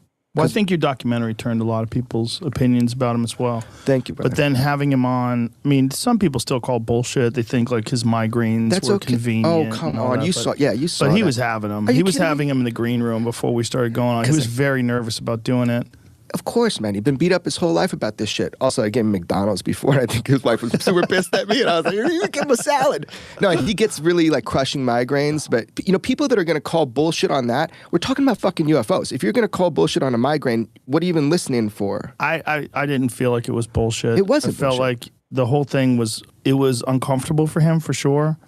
But it didn't seem like he was lying. But, some people that are really good at liars. But usually when you're really good at lying, you lie about a lot of stuff. Yeah, that's the thing. There's a consistency in people's lives. And the deeper I got in, chilling with his mom, chilling with his family, chilling with friends that have known him forever, new friends, every single person. And he doesn't talk to him about UFOs, by the way. Like all that. So he never talks about that. Just normal life situations. Right. The one thing they all said to me, Bob wouldn't waste his fucking time with making up a story, and he'd probably make up a better one. That in the rest, he would. And Rob always says that. He goes, "Man, I wish I could fill the voids for people." He goes, "It's a horrible fucking story, but it happens to be what happened." Right. If I was making one up, he goes, "Man, I got some other cool ideas." Like, you know what I mean? Right. Of course. And also, it's like if you're a liar, you generally lie a lot. Like liars don't just lie one time in their life, and then you catch them. They're inconsistent. Like he was lying long before there was an internet. I mean, excuse me, he was telling the story long before there was an internet. So if he was lying, like in the late 80s, like there would be inconsistencies in his story. Like he would forget how he said it. He would fuck something up, or dude, for the research I did for the documentary, like I told him, you got to give me full access to your life, dude. Like boxes, whatever. Don't open them. Let me get all your tapes, everything. Right. I was so shocked. Like people, if they're trying to hide something, they're real careful around you. You know, just that was not my experience. But here's my other thing: is like, do we have to believe any one single person to understand that this is this is a real phenomenon? No, but he's one of the more interesting cases because if he's telling the truth, that means that the government has been working on these things for decades and decades, and that they have gotten themselves in this pickle where they can't publicly disclose what they know and what they have access to because they've had all these people work on these things secretly, and they sort of have a long history of hiding information. Right. You were talking about John Lear and John Lear's connection to Bob Lazar and the possibility that Lear was spreading disinformation. Yep. Yeah. So like, I've, by the way, since making that video, I've become more positive on Lazar, just insofar as I think he was at S4 Area 51.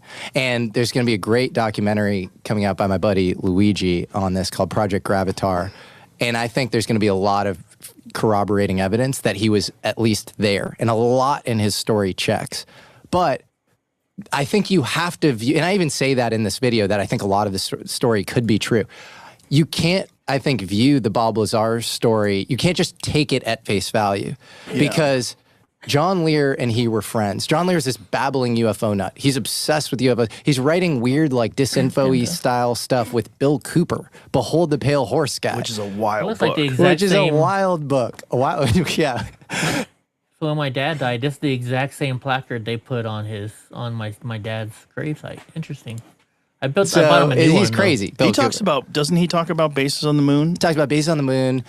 Lear also talked about a soul catcher that like controlled our souls on the moon. Oh boy. And so Lear was like flooding the zone with all sorts of weird shit. Lear comes from an interesting family. Right. His father is Bill Lear, who's the autopilot wizard. He created the first business, basically the first private jet, the Lear jet, in the 50s and 60s, and was an associate of a guy I hope we talk about named Thomas Townsend Brown. Yeah.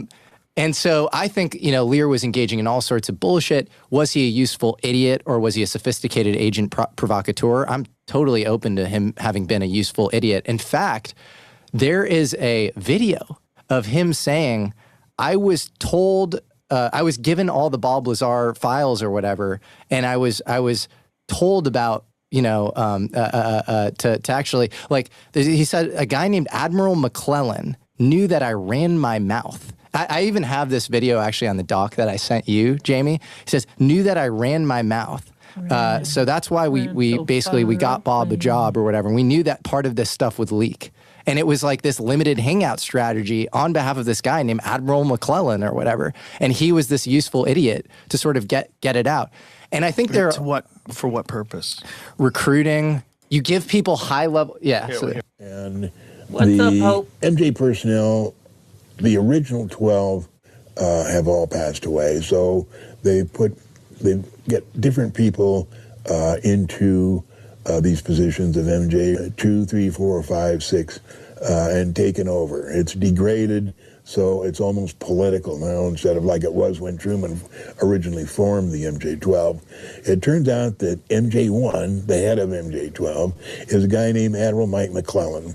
He wanted to get some of the information out because he didn't want to. He thought that some of this information should be out in the public. we don't need to keep all this secrecy. So he decided trying to figure out a way to get it to the public. So he knew that I was a blabbermouth and I would tell anything I knew. They investigated Bob Lazar, and they knew that he was a genius, but that he had a background such that they could instantly discredit him. They removed all his records from MIT, from Caltech, so he couldn't prove anything. He'd go back to Cal, no, I don't see any records here. And, well, I was here. Well, no, you weren't. And he also, up in Reno at one time, he ran a cat house there.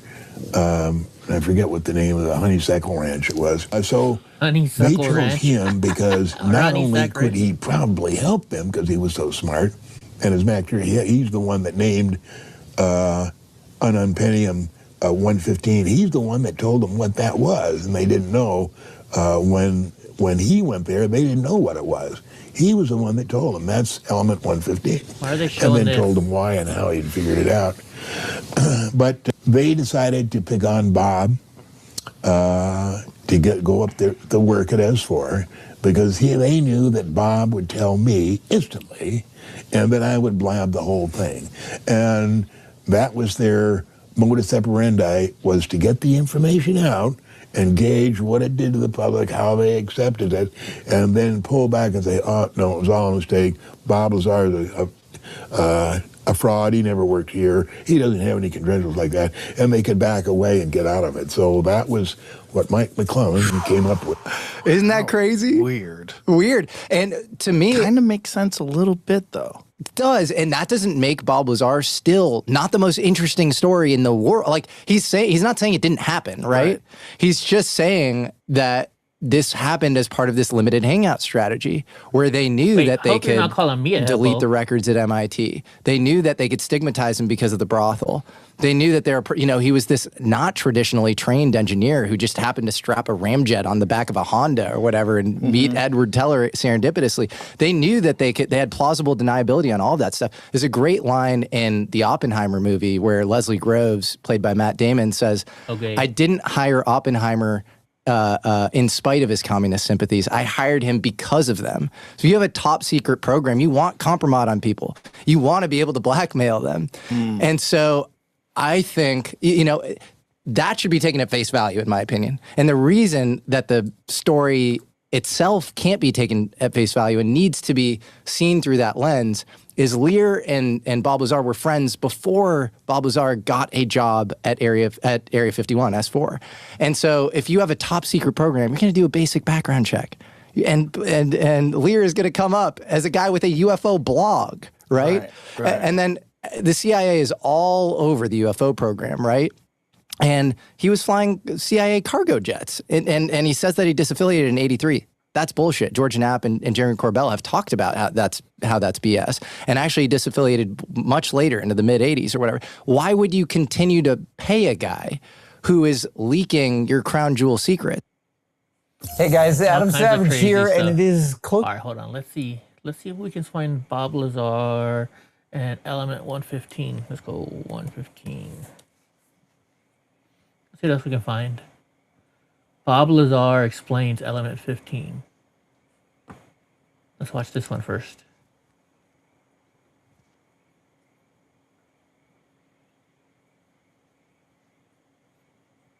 They finally did synthesize element 115 that had the properties that I stated. Well, it wasn't stable. Yeah, it wasn't stable. Now, each element has isotopes. For instance, let's talk about hydrogen. We're all familiar with hydrogen. Hydrogen has 3 isotopes. They're all hydrogen. There's hydrogen, protium, be the technical name, deuterium and tritium.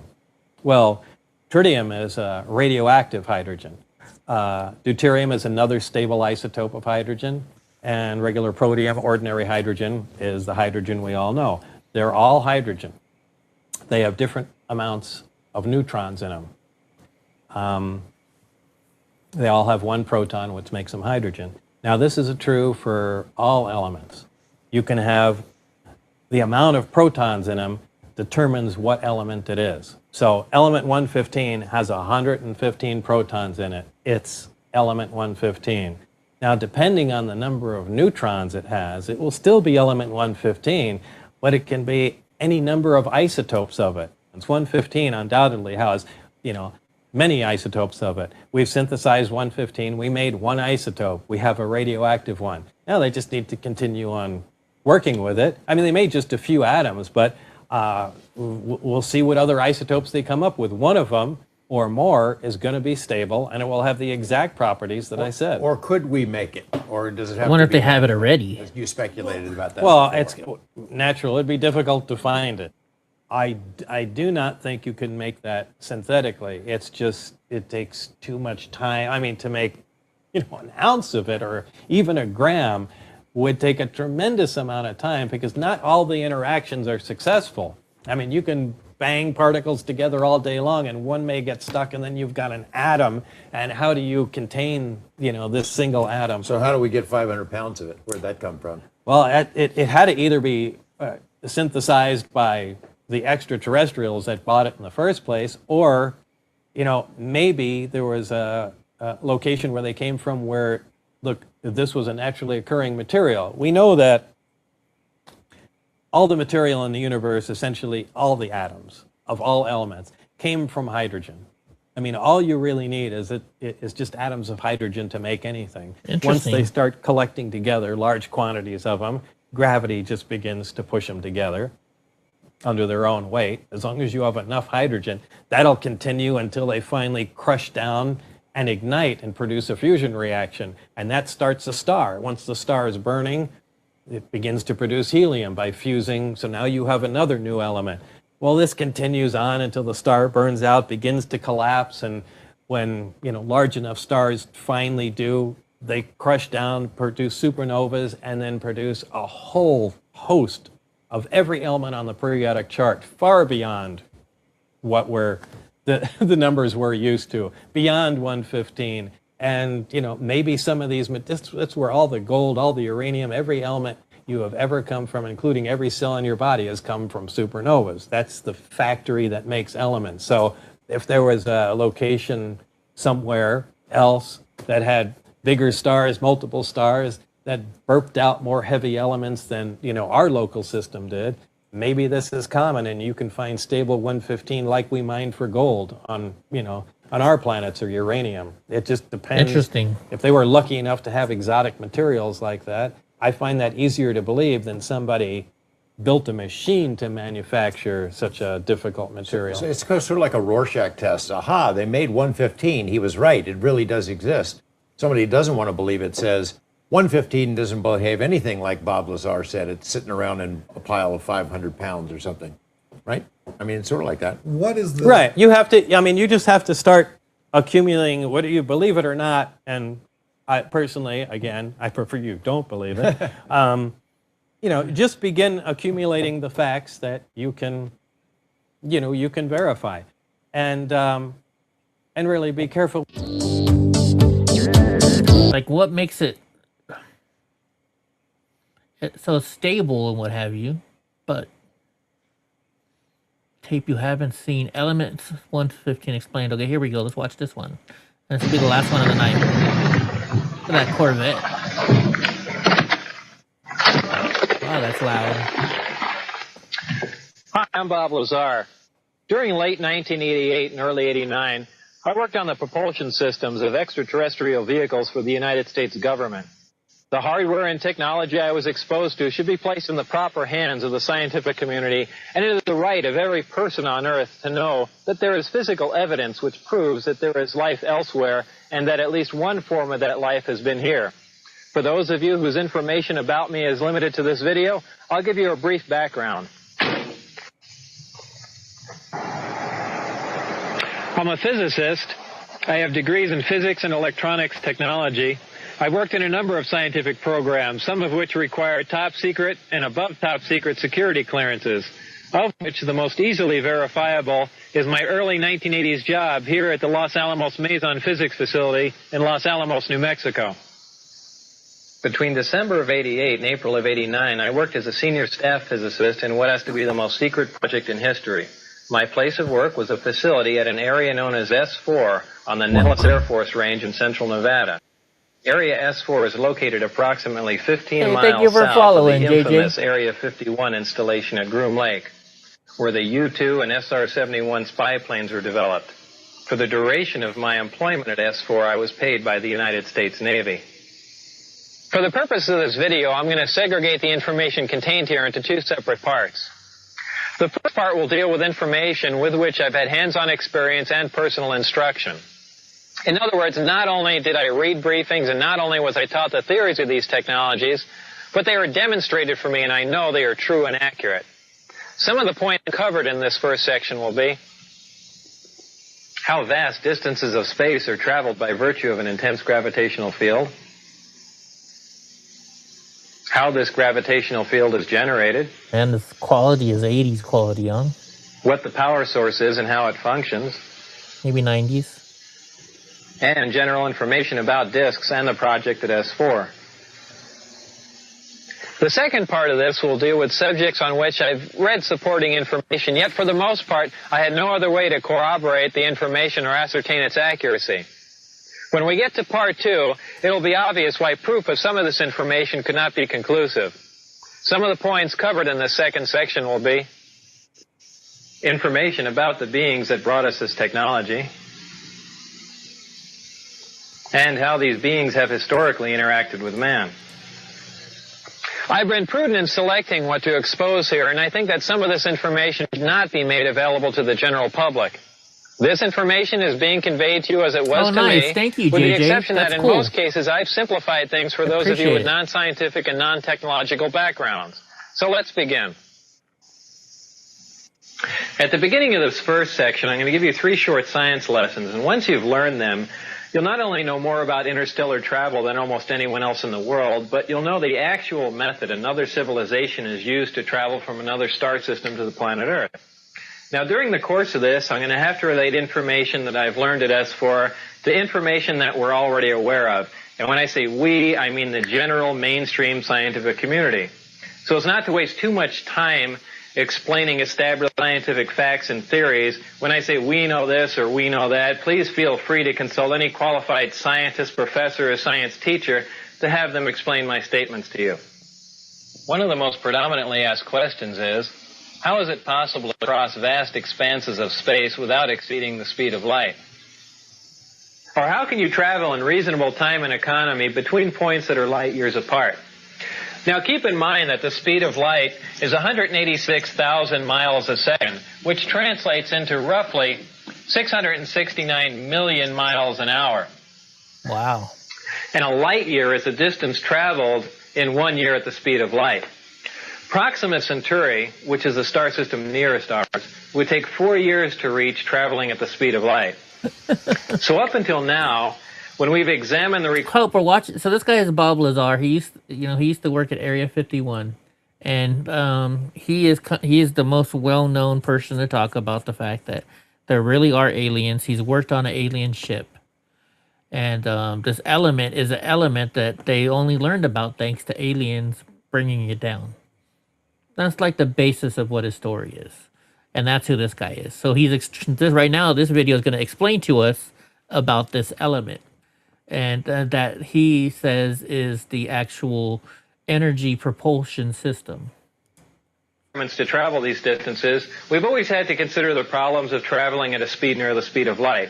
This poses problems with propulsion, navigation, fuel capacities, and even when you consider the effects of acceleration on space-time, which include time dilation, mass increase, length contraction, and a whole host of other things, it quickly becomes evident that this type of travel would require a level of technology that man has not yet achieved. The truth of the matter is that traveling these distances does require a level of technology that man has not yet achieved. But it has nothing to do with flying in a linear mode near the speed of light. We know that the shortest distance between 2 points is a straight line, so in our universe we've always assumed that the fastest way from point A to B was to travel in a straight line at the speed of light.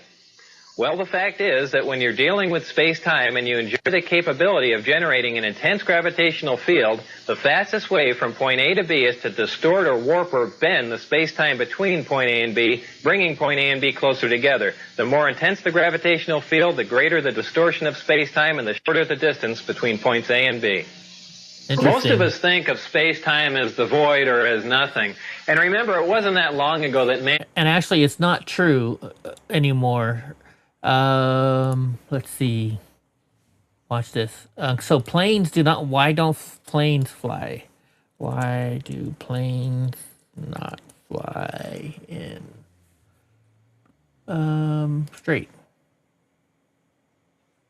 Here we go. We can watch this real quick. It's a 4-minute explanation. As you might have heard, the shortest distance between 2 points is a straight line. But in the case of aviation, airplanes don't travel in a straight line at all. And in this video, we're going to be taking a deep dive into airplanes navigation and unravel the many interesting reasons behind why airplanes fly these seemingly strange flight paths.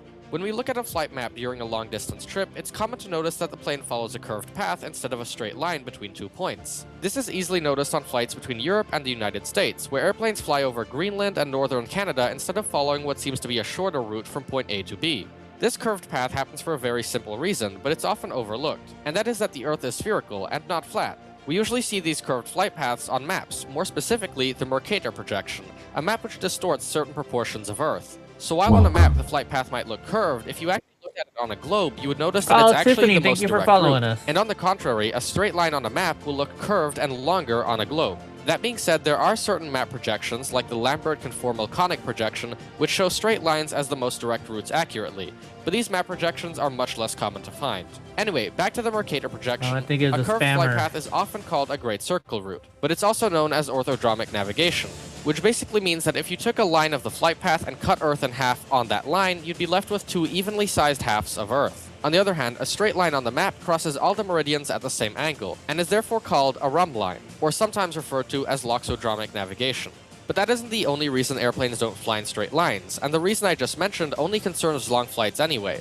So what's the explanation for all the other flights that zigzag their way towards their destination? Well, I'll get into that after this short message from today's sponsor. Aircraft Vibes makes amazing home and office decorations for aviation lovers. They create beautiful silhouettes of airplanes which you can hang up on your wall or put on a shelf or a desk. Here we go. And that reason is wind. Earth's atmosphere is dynamic, with varying wind patterns at different altitudes and latitudes. Pilots and air traffic controllers take advantage of these wind patterns to optimize flight routes. Airlines use air currents, known as jet streams, to determine flight paths. Jet streams can help push an airplane to its destination faster, while also allowing it to save fuel on the trip. Jet streams can be found all over the world, and usually sit near the top of the troposphere, which is the lowest layer of the Earth's atmosphere, and the place where the most weather occurs. The top of the troposphere, also known as the tropopause, fluctuates between 4 and 12 miles above the Earth's surface. This fluctuation results in rapid shifts in air temperature and air pressure, which creates a wind tunnel that can reach speeds of over 200 miles per hour. These extreme speeds are most common during the winter months, when the temperature difference is the greatest. Sticking on the same theme of meteorology, let's talk about turbulence and significant weather. Bad weather can often lead airplanes to take longer routes. If pilots find weather which poses a danger to the flight, they'll have to circumnavigate this bad weather. But anyways, that pretty much tells you why it's not always fastest to go in the straight line. Considered the air in our atmosphere to be nothing. Yet with time, we've become aware of the elements and properties of the air and atmosphere. Well, indeed, space-time is an entity, and one of its properties is that it can be distorted or bent by a gravitational field.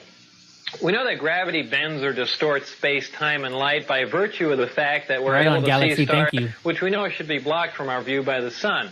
Thanks, Galaxy. Referring to the graphic here, the solid line denotes the position of a star that's located behind the sun, and the dotted line shows its position as viewed from Earth. This is made possible because the sun's gravitational field distorts the space-time and light around the sun, allowing us to view stars which should be hidden from view.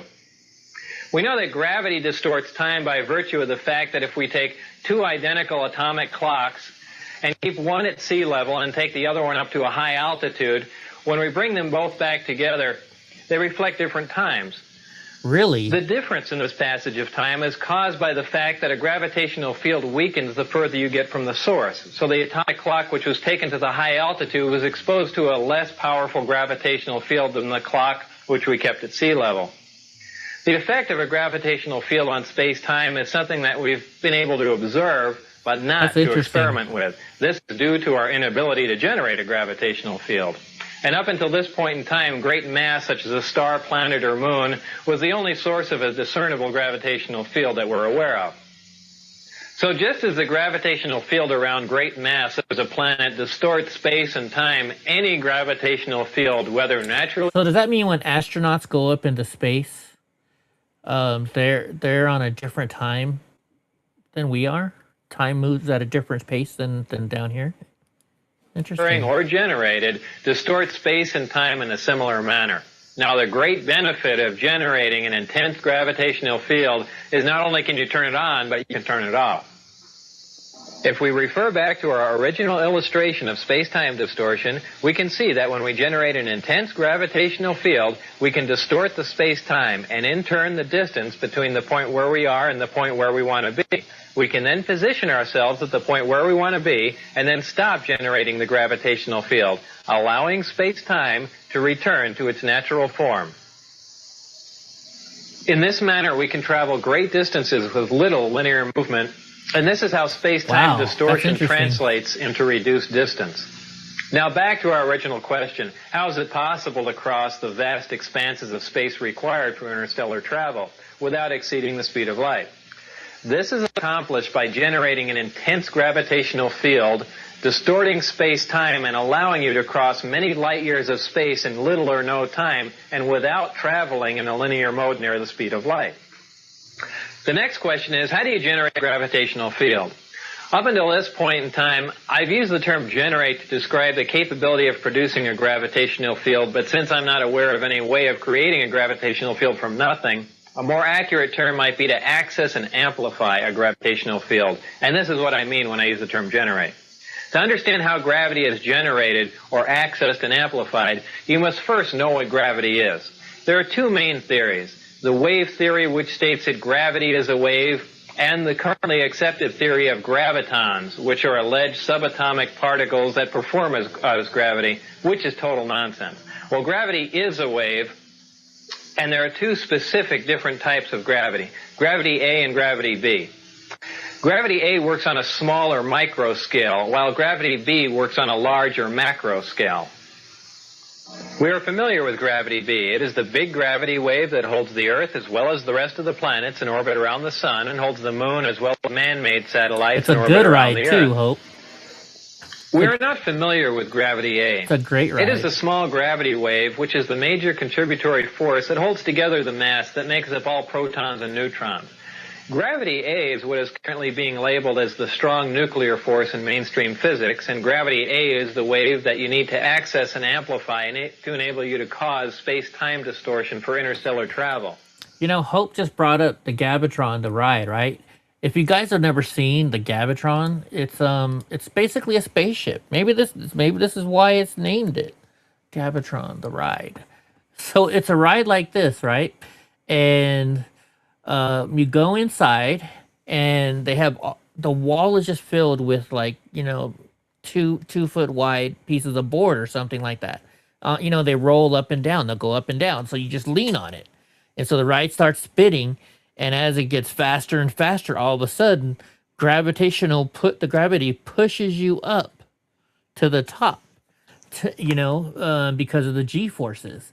And like, I remember as a kid, we used to sit there and, you know, as soon as you start getting pushed up, you'd spin around, you know, and you'd lay upside down on this thing.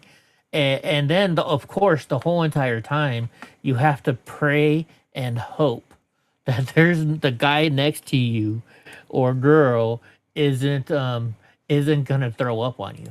Let's see Gravitron. Let's see if they show you a video on the inside of it. Gravitron ride. There we go, the Gravitron ride. Here you go. This is why you should never... Why are these people stuck to the wall like this?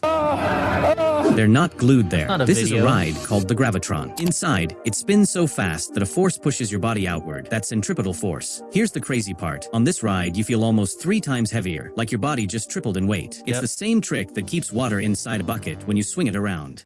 Why are these people stuck to the wall like this? Let's see what else they show. Let's see if they show anybody going upside down.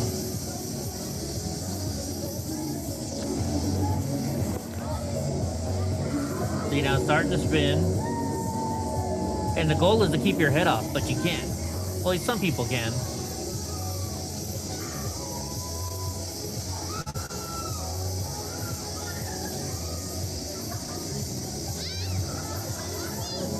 So watch, all of a sudden it'll go up. I used to love this ride when I was a kid. See, that girl's starting to go up a little bit. Yeah, okay, see, everybody just went up. Whoa, look at... I wonder if that distortion is... They made that distortion, maybe. Yeah, nobody got upside down, though. We used to always go upside down. Anyways, but that's what what Hope was talking about.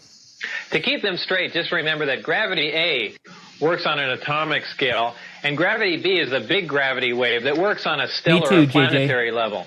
However, don't mistake the size of these waves for their strength, because gravity A is a much stronger force than gravity B. You can momentarily break the gravity B field of the Earth simply by jumping in the air. So this is not an intense gravitational field. Locating gravity A is no problem because it is found in the nucleus of every atom of all matter here on Earth and all matter anywhere else in our universe. However, accessing gravity A with the naturally occurring elements found on Earth is a big problem. Actually, I'm not aware of any way of accessing the gravity A wave using any Earth elements, whether naturally occurring or synthesized, and here's why. We've already learned that gravity A is the major force that holds together the mass that makes up protons and neutrons.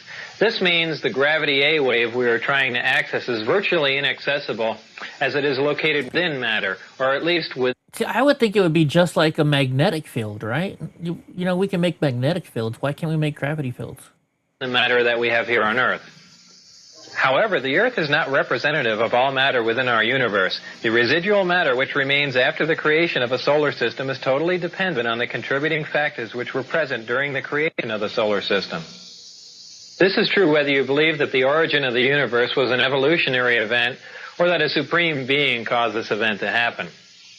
The two main factors which determine what residual matter remains after the creation of a solar system are the amount of electromagnetic energy and the amount of mass present during the solar system's creation.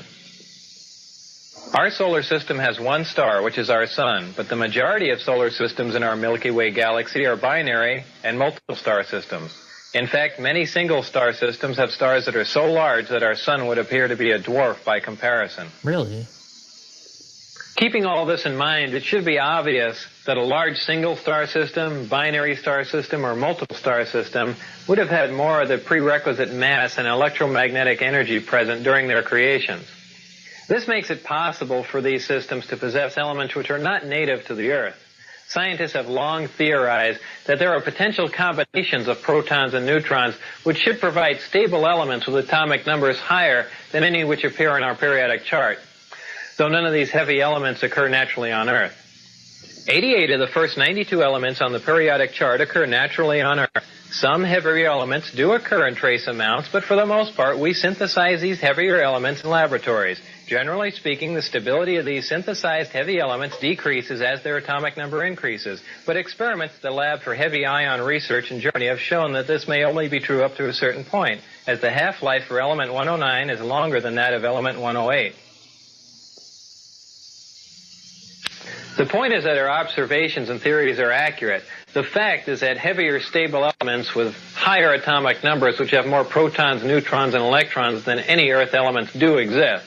However, up until this point in history, there has been no physical evidence to prove this. But now that proof is here. The most important attribute of these heavier stable elements is that the gravity A wave is so abundant that it actually extends past the perimeter of the atom. These heavier stable elements literally have their own gravity A field around them, in addition to the gravity B field that is native to all elements. No naturally occurring atoms on Earth have enough protons and neutrons for the cumulative gravity A wave to extend past the perimeter of the atom so you can access it. Even though the distance that the gravity A wave extends is infinitesimal, it is accessible. Oh, thank you for your service, amplitude, JJ. wavelength, and frequency, just like any other wave in the electromagnetic We honor spectrum. veterans here on this channel. Once you can access the gravity A wave, you can amplify it just like we amplify any other electromagnetic wave. To demonstrate how a wave is amplified, we can use this oscilloscope, and as you can see, it graphically depicts the tone you hear as a wave. As we amplify the tone, you can see that the size or the amplitude of the wave increases, giving us a more powerful version of the same identical wave, and thus the tone sounds louder. That's an old oscilloscope. In like manner, the gravity A wave is amplified and then focused on the desired destination to cause the space-time distortion required for space travel. This amplified gravity A wave is so powerful that the only naturally occurring source of gravity that could cause space-time to distort this much would be a black hole. This brings us back to our original question: how do you generate a gravitational field? You must have access to an element which is heavy enough for the gravity A wave to extend past the perimeter Do you of the ever atom. drink Coke then for you your can headaches, access and amplify it for space-time distortion. My ex-wife used to drink caffeine to help To complete get our rid of three her science lessons, headaches. the last question is, what is the power source for this type of travel? Well, for those of you with limited knowledge about power sources, I'm sure you can probably imagine the enormous amount of power required to cause a space-time distortion for this type of travel. Must be huge. After all, we're amplifying a wave that barely extends past the perimeter of an atom until it's large enough to distort vast amounts of space-time. For those of you with extensive knowledge about power sources, I'm sure it's probably even more That sucks. puzzling as to how it's possible to have a compact, lightweight, onboard power source that can provide this much power. For everyone to understand that, I need to further explain a couple of things we briefly touched upon in the last question. If you remember, I said that for the most part, we synthesize or create heavier need some elements in weed. accelerators, and their stability decreases as their atomic number increases. So what does this all mean? Well, we synthesize these heavier, unstable... So the other thing my ex-wife used to do is, I have my weed cream, which is somewhere around here, and every time she get a headache, it's a marijuana cream, and you just put it on. She put it on her forehead, and that would take away her headaches as well. Works the same on my back. You just rub it on my back, and it takes the back pain away. But unfortunately, weed's not legal in your state, is it, or is it medical? By using more stable elements as targets in a particle accelerator. We then bombard the target element with various atomic and subatomic particles. At this point, transmutation occurs, making the target element a different, heavier element. This element now has a higher atomic number, as the atomic number simply indicates the number of protons in the nucleus of the atom. So this is what I mean when I say their atomic number increases. What does their stability decreases mean? The length of time which an element exists before it decays determines its stability. Atoms of some elements decay faster than atoms of other elements, so the faster an element decays, the more unstable that element is considered to be. When an atom decays, it releases or radiates subatomic particles and energy, which is the radiation that a Geiger counter detects. As you can see, this Geiger counter is detecting the radiation from this uranium, which literally means that the Geiger counter is sensing the subatomic particles which are being released or Wait a radiated. minute, how did this guy get uranium? Interesting. As the uranium decays. Those elements in which nuclear radiation can be consistently detected are radioactive elements. If that's radium. These heavy elements, which we uranium. synthesize in particle accelerators, are of the radioactive variety, and they decay very rapidly. Since we're only able to make a few atoms of these elements, and because they decay so rapidly, we're not able to observe much about them. This is what I mean when I say their stability decreases.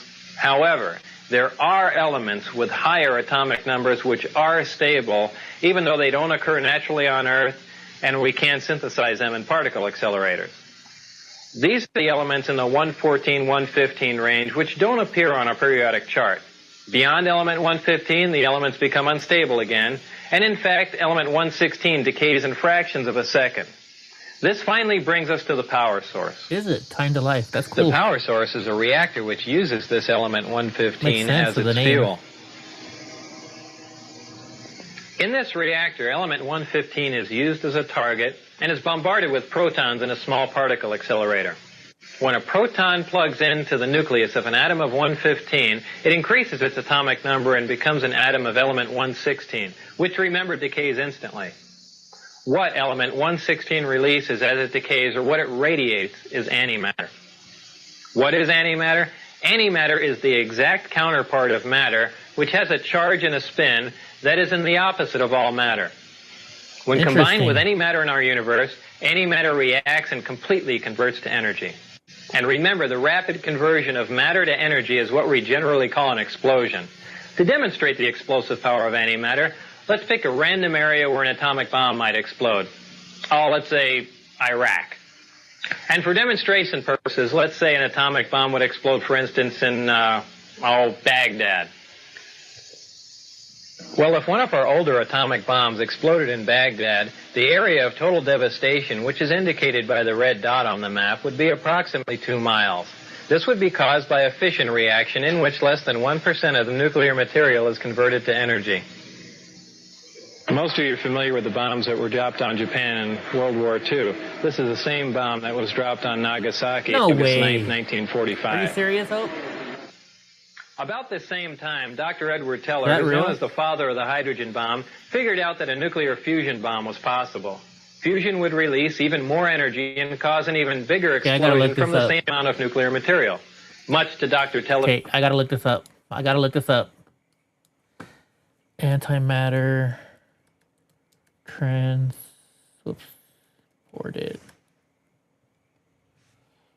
from CERN. Let's see. I don't even think they can make antimatter yet, can they?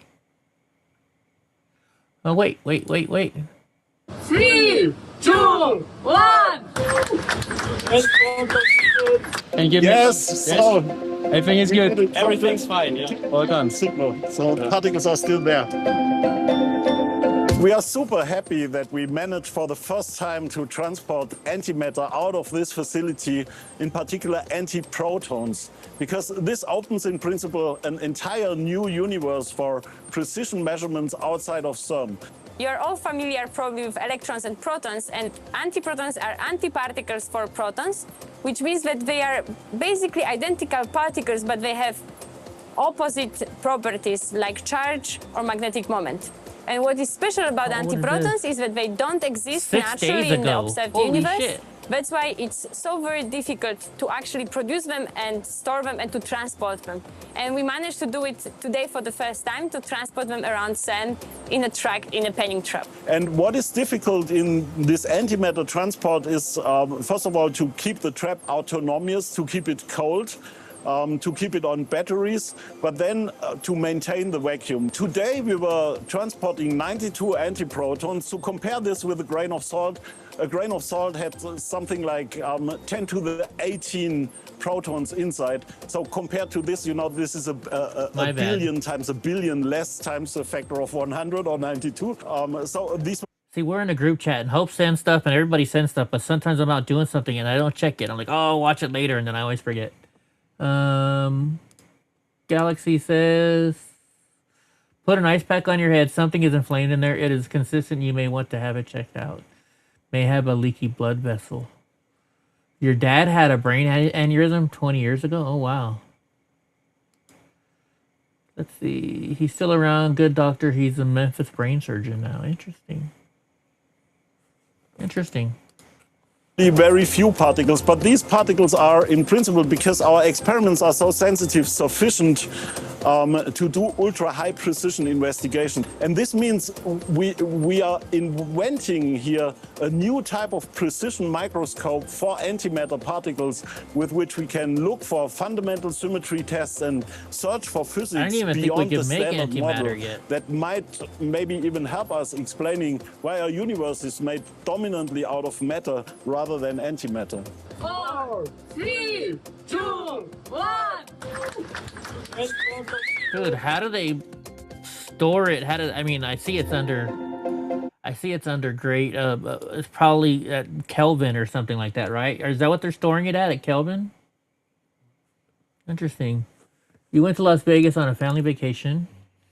I'm going there next month. We visited the Nuclear Museum for the day. It was interesting and educational. Really, I might have to go to that museum when I go there. Donnie, we go to Vegas next week or next month. You want to go? What day is my? This May. Hold on, what? I don't even know. I forget what day I gotta be in Vegas. I'm there for a couple days actually. So it's April 18th to the April 19th to the 22nd. April 19th to the 22nd. So I'm going to be there. I'm going to show up I stay Sunday night. I show up Sunday morning, and I stay Sunday night, Monday night. I don't know, how many rooms do I have? How many days do I have a room there? I have, let me go to my app. How many days did I reserve for while I was there? What's up, Mischief? Upcoming trips. April 19th through the 22nd is what I reserved. So I'm staying there April 19th through the 22nd for the NAB show. All right, back to Bob Lazar. Japanese surrendered. You went to see Fire Falls in full majesty one year too. So you came here to Yosemite for the Fire Falls? You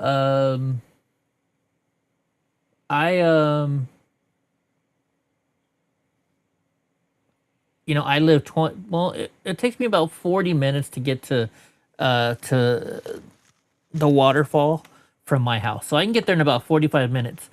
But there's so many people there. You can't park. You can't do anything. It's Dropped such a the pain. hydrogen bomb, and Dr. Teller's been in a bad mood ever since. Oh, you really But want if to? a hydrogen bomb containing the same amount of nuclear material as the Nagasaki bomb were to explode in Baghdad, the area of total devastation would be approximately 20 miles.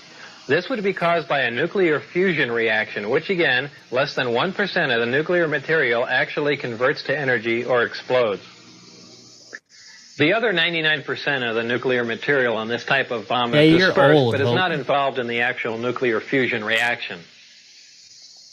Now, if a bomb was made with the same amount of nuclear material as the Nagasaki bomb, and that material was antimatter, when that bomb exploded in Baghdad, the area of total devastation would include parts of Africa, Europe, and Asia, with the exact area of total devastation being very difficult to calculate. Although I'm probably the oldest person here. This would be caused by a total annihilation reaction, which is the complete conversion of matter to energy. 100% of the nuclear material on this bomb would explode or convert to energy. We currently have no practical way. By the way, guys, so right after we're done with this, I'm going to end the stream.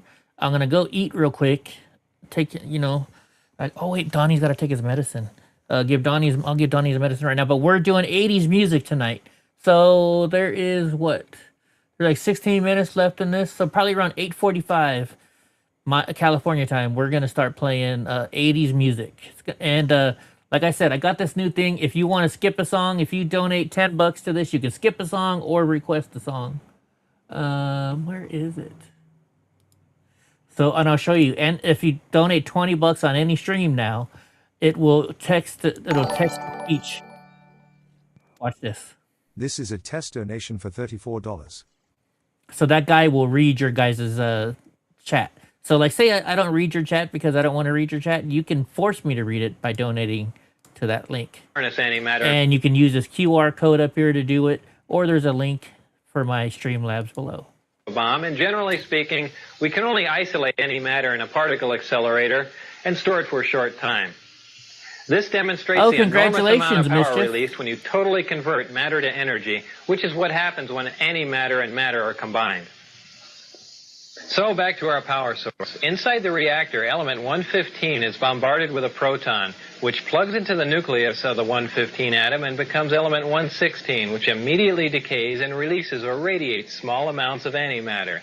The antimatter is released in a vacuum into a tuned tube, which keeps it from reacting with the matter that surrounds it. It is then directed towards a gaseous matter target at the end of the tube. The matter and antimatter collide and annihilate, totally converting to energy. The heat from this reaction is converted into electrical energy in a near 100% efficient thermoelectric generator. This is a device that converts heat directly into electrical energy. Many of our satellites and space probes use thermoelectric generators, but their efficiency is very, very low. All these actions and reactions inside of the reactor are orchestrated perfectly like a tiny little ballet. And in this manner, the reactor provides an enormous amount of power. So back to our original question. What is the power source that provides the power required for this type of travel? The power source is a reactor which uses element 115 as a fuel and uses a total annihilation reaction to provide the heat which it converts to energy, making it a compact, lightweight, efficient onboard power source. I've got a couple quick comments about element 115 for those of you who are interested. By virtue of the way it's used in the reactor, it depletes very slowly, and only 223 grams of 115, which is just under half a pound, can be utilized for a period of 20 to 30 years. Oh, wow. LA115's melting point is 1740 degrees Celsius. I need to state here that even though I had hands-on experience with element 115, I didn't melt any of it down, and I didn't use any of it for 20 to 30 years to see if it depleted. So we've learned how space-time is distorted by a gravitational field. We've learned how that I'm bad, gravitational 'cause I field look is at that and I see generated, something. And we've also learned where you get the power to accomplish all of this. Now it's time to link all we've learned in our science lessons to the vehicle that utilizes all of this technology. And a few years ago, I never thought I'd hear myself say this, but that vehicle is a disk, which is generally referred to as a flying saucer. I had at least partial views of the 9 different disks out at Area S4, but the one I'm going to describe to you now is the one in which I not only saw 2 of the 3 interior levels, but I also saw it fully functional in flight. And no, unfortunately, I didn't get to go for a ride in it. This particular disc appeared to be in excellent condition, and because of its sleek appearance, I nicknamed it the Sport Model.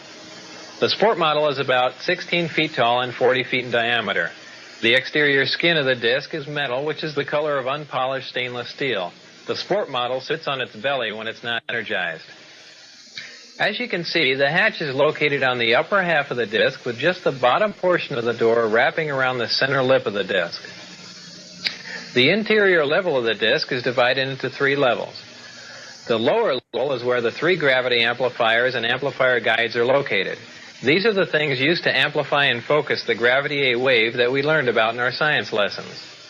The reactor is located directly above the 3 gravity amplifiers on the center level and is in fact centered between them. The reactor is similar to this half-scale model.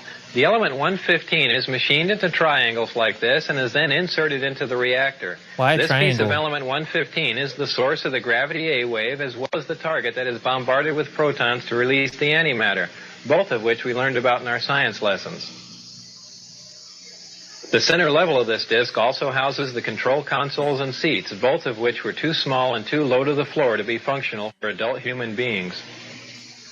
The walls of the center level are all divided into archways. At one point in time, when the disk was energized, one of the archways became transparent, and you could see the area outside of it just as if the archway was a window. What the After heck? the panel had been transparent for a while, a form of writing, which was unlike any alphabetic, scientific, Triangle. or I thought it was a mathematical circle. symbols I've ever seen, began to appear on the transparent archway.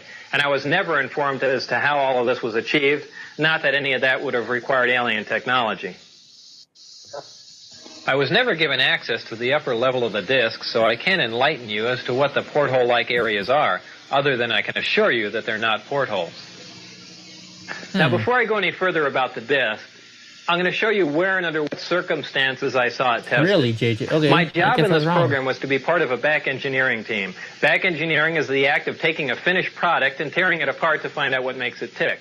The goal in this program was to see if the technology of the disk could be duplicated with other materials. When I went to work, I was flown from McCarran Airport in Las Vegas to Area 51, which is a highly secure McCarran government anymore. base on the Nevada test site. Area 51 is located about 125 miles north of Las Vegas, near the Groom Mountains and the Groom Dry Lake bed. From Area 51, I was bused to an even more highly secure facility located about 15 miles south of Area 51 called S4. S4 is situated at the base of the Papoose Mountains by the Papoose Dry Lake bed. The airspace around S4 is restricted, and if any unwelcome aircraft strays into the outer sector, they radio the pilot and instruct him or her to leave. If that pilot continues and strays into the middle sector, jets will be scrambled to escort the intruding aircraft out. If for any reason whatsoever that aircraft penetrates into the inside sector before jets can be airborne, ground-to-air missiles will neutralize the intruder. The moral of this story is don't try and fly into S4. The S4 installation is built into the mountain, and the 9 hangar doors are angled at about 60 degrees. I believe. These doors I are started covered to with believe it once 2 people agreed on it. Not that's just. and textured coating to blend in with the side of the mountain and the desert floor. As you can see in this representation, my ID badge had a white background with 1 light blue and 1 dark blue diagonal stripe in the upper left-hand corner. At the bottom of the badge, there were letters and numbers designating various areas, including S4. On my badge, there was a star punch through S4. The back of the ID badge was dark blue with a vertical mag stripe running down one side. The hangar that housed the sport model was like a typical airplane hangar with the exception of the angled doors that I mentioned before. The hangar was equipped with typical tools and extensive electronic equipment. It also had a machine with an X-ray emblem on it and an overhead crane rated at 20,000 pounds. Equipment in this hangar was marked with a black number 41 with a white circle around it. It was outside of this hangar that I saw the sport model tested. Now, when the disk travels near another source of gravity, such as a planet or moon, it doesn't use the same mode of travel that we learned about in our science lessons. When a disk is near another source of gravity, like Earth, the gravity A wave, which propagates outward from the disk, is phase shifted into the gravity B wave, which propagates outward from the Earth, and this creates lift. The gravity amplifiers of the disk can be focused independently, and they are pulsed and do not stay on continuously. When all three of these amplifiers are being used for travel, they're in the delta configuration. And when only one is being used for travel, it's in the Omicron configuration. As the intensity of the gravitational field around the disk increases, the distortion of space-time... Okay, here's what we're going to do. We're going to ask Grok. Let's go ask Grok. Super Grok. Okay, is a triangle or a circle stronger? I always thought it was a circle, but we could be wrong. It depends. So it depends on the context. Just like Galaxy said, what kind of strength you're talking about. Neither shape is universally stronger. Triangles and circles each excel in different situations. A triangle is the strongest rigid shape in most structural engineering and construction contexts. Here's why. It can't deform without changing the length of at least one side or breaking the joints. If you push on one corner, the force distributes evenly through compression on two sides and tension bases. Squares or rectangles can collapse in parallelograms under load because their angles can shift. Triangles lock the angles in space. This is why trusses used in bridges, roofs, towers, and cranes are built from interconnected triangles. They efficiently handle loads by spreading forces. A circle, or 3D version of cylinder or sphere, is often stronger when dealing with uniform pressure from all directions. Okay, it has no weak corners or flat sides. Forces distribute perfectly evenly around the curve, so there's minimal stress concentration. This makes circles ideal for pressure vessels, tanks holding gas, or liquid under high pressure, pipes, domes, arches, and even eggshells or submarines. Under compression from all sides, a circle resists buckling better than a triangle in many cases. Interesting. Okay. Interesting. I never thought about it the second way. Around the disk also increases. And if you could see the space-time distortion, this is how it would look. As you can see, as the output of the gravitational field from the amplifiers becomes more intense, the form of space-time around the disk not only bends upward, but at maximum distortion actually folds over into almost a heart shape around the top of the disk. Now remember, this space-time distortion is taking place 360 degrees around the disk. So if you were looking at the disk from the top, the space-time distortion would be in the shape of a donut.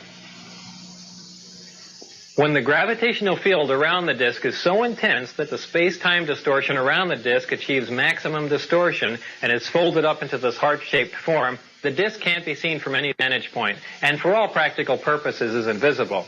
All you could see would be the sky surrounding it. The program out at Area S4 consisted of 3 projects: Project Galileo, Project Sidekick, and Project Looking Glass. Project Galileo dealt with gravity propulsion and was the source of all the information you've learned in this first section. Project Sidekick dealt with a beam weapon that had a neutron source. So this means if, let's say, a spaceship is near you and you walk by it, is that going to change your time-space I guess you wouldn't call it continuum, but it would mess with your time-space too, right? Interesting. And was focused by a gravity lens. Project Looking Glass dealt with the physics of seeing back in time. Now, I was not personally involved with the hardware of Project Sidekick or Looking Glass, and those projects are beyond the scope of this video. So this brings us to the end of this first part, in which I'm presenting to you as fact. At this point, we begin our second part, which is the section that contains what I call excerpts from the... Dude, look at the stereo system this dude has. So that looks like it might be 8-track. That's cassette. I think. I don't know. I could be wrong. Bible. I call it that because, as you can tell from part 1, there's a small segment of the United States government that makes scientific and technological judgments from a knowledge base that is not available to the general public. If the following information is true, the United States government also makes judgments on a historical, philosophical, and even theological level from a knowledge base that is not available to the general public. These are excerpts from some of that information. As part of my indoctrination into the program at S4, I would randomly be taken into a small room which contained a table, a chair, and 120 or so briefings in blue folders. I'd be left there to read for varying amounts of time, usually about half an hour. These briefings contained a wide spectrum of information, mostly relating to aliens and alien technology. These reports appeared to be an overview of alien information which can be used to brief scientists from any field about the scope of the whole project, and not just their specific field of endeavor. The overview of Project Galileo was accurate. I read the overview and later witnessed evidence which proved it to be accurate. So it is possible that scientists involved with other projects could have seen evidence that these other overviews were also accurate, but I can't make that assertion. To me, these reports were simply words on paper. So to keep from saying allegedly and supposedly in every sentence, I'll relay this information to you as I read it, since I've already put this disclaimer on it. This technology that you've learned about thus far was brought here by some alien beings from the Zeta Reticuli 1 and 2 star system. These stars are located in the constellation of Reticulum, which can only be seen from the southern hemisphere. Zeta Reticuli is a binary star system, which means it is 2 stars, and is located approximately 30 light years from Earth. These beings are from Reticulum 4, which is the 4th planet out from Zeta Reticuli 2. This is the way star systems were referred to in these reports. They simply designate the name of the star and the number of planets from the nearest to the furthest from the star. For instance, our sun was designated as Sol, and the Earth was referred to as Sol 3 because we're the 3rd planet out from the sun. A day on Reticulum 4 is 90 Earth hours long.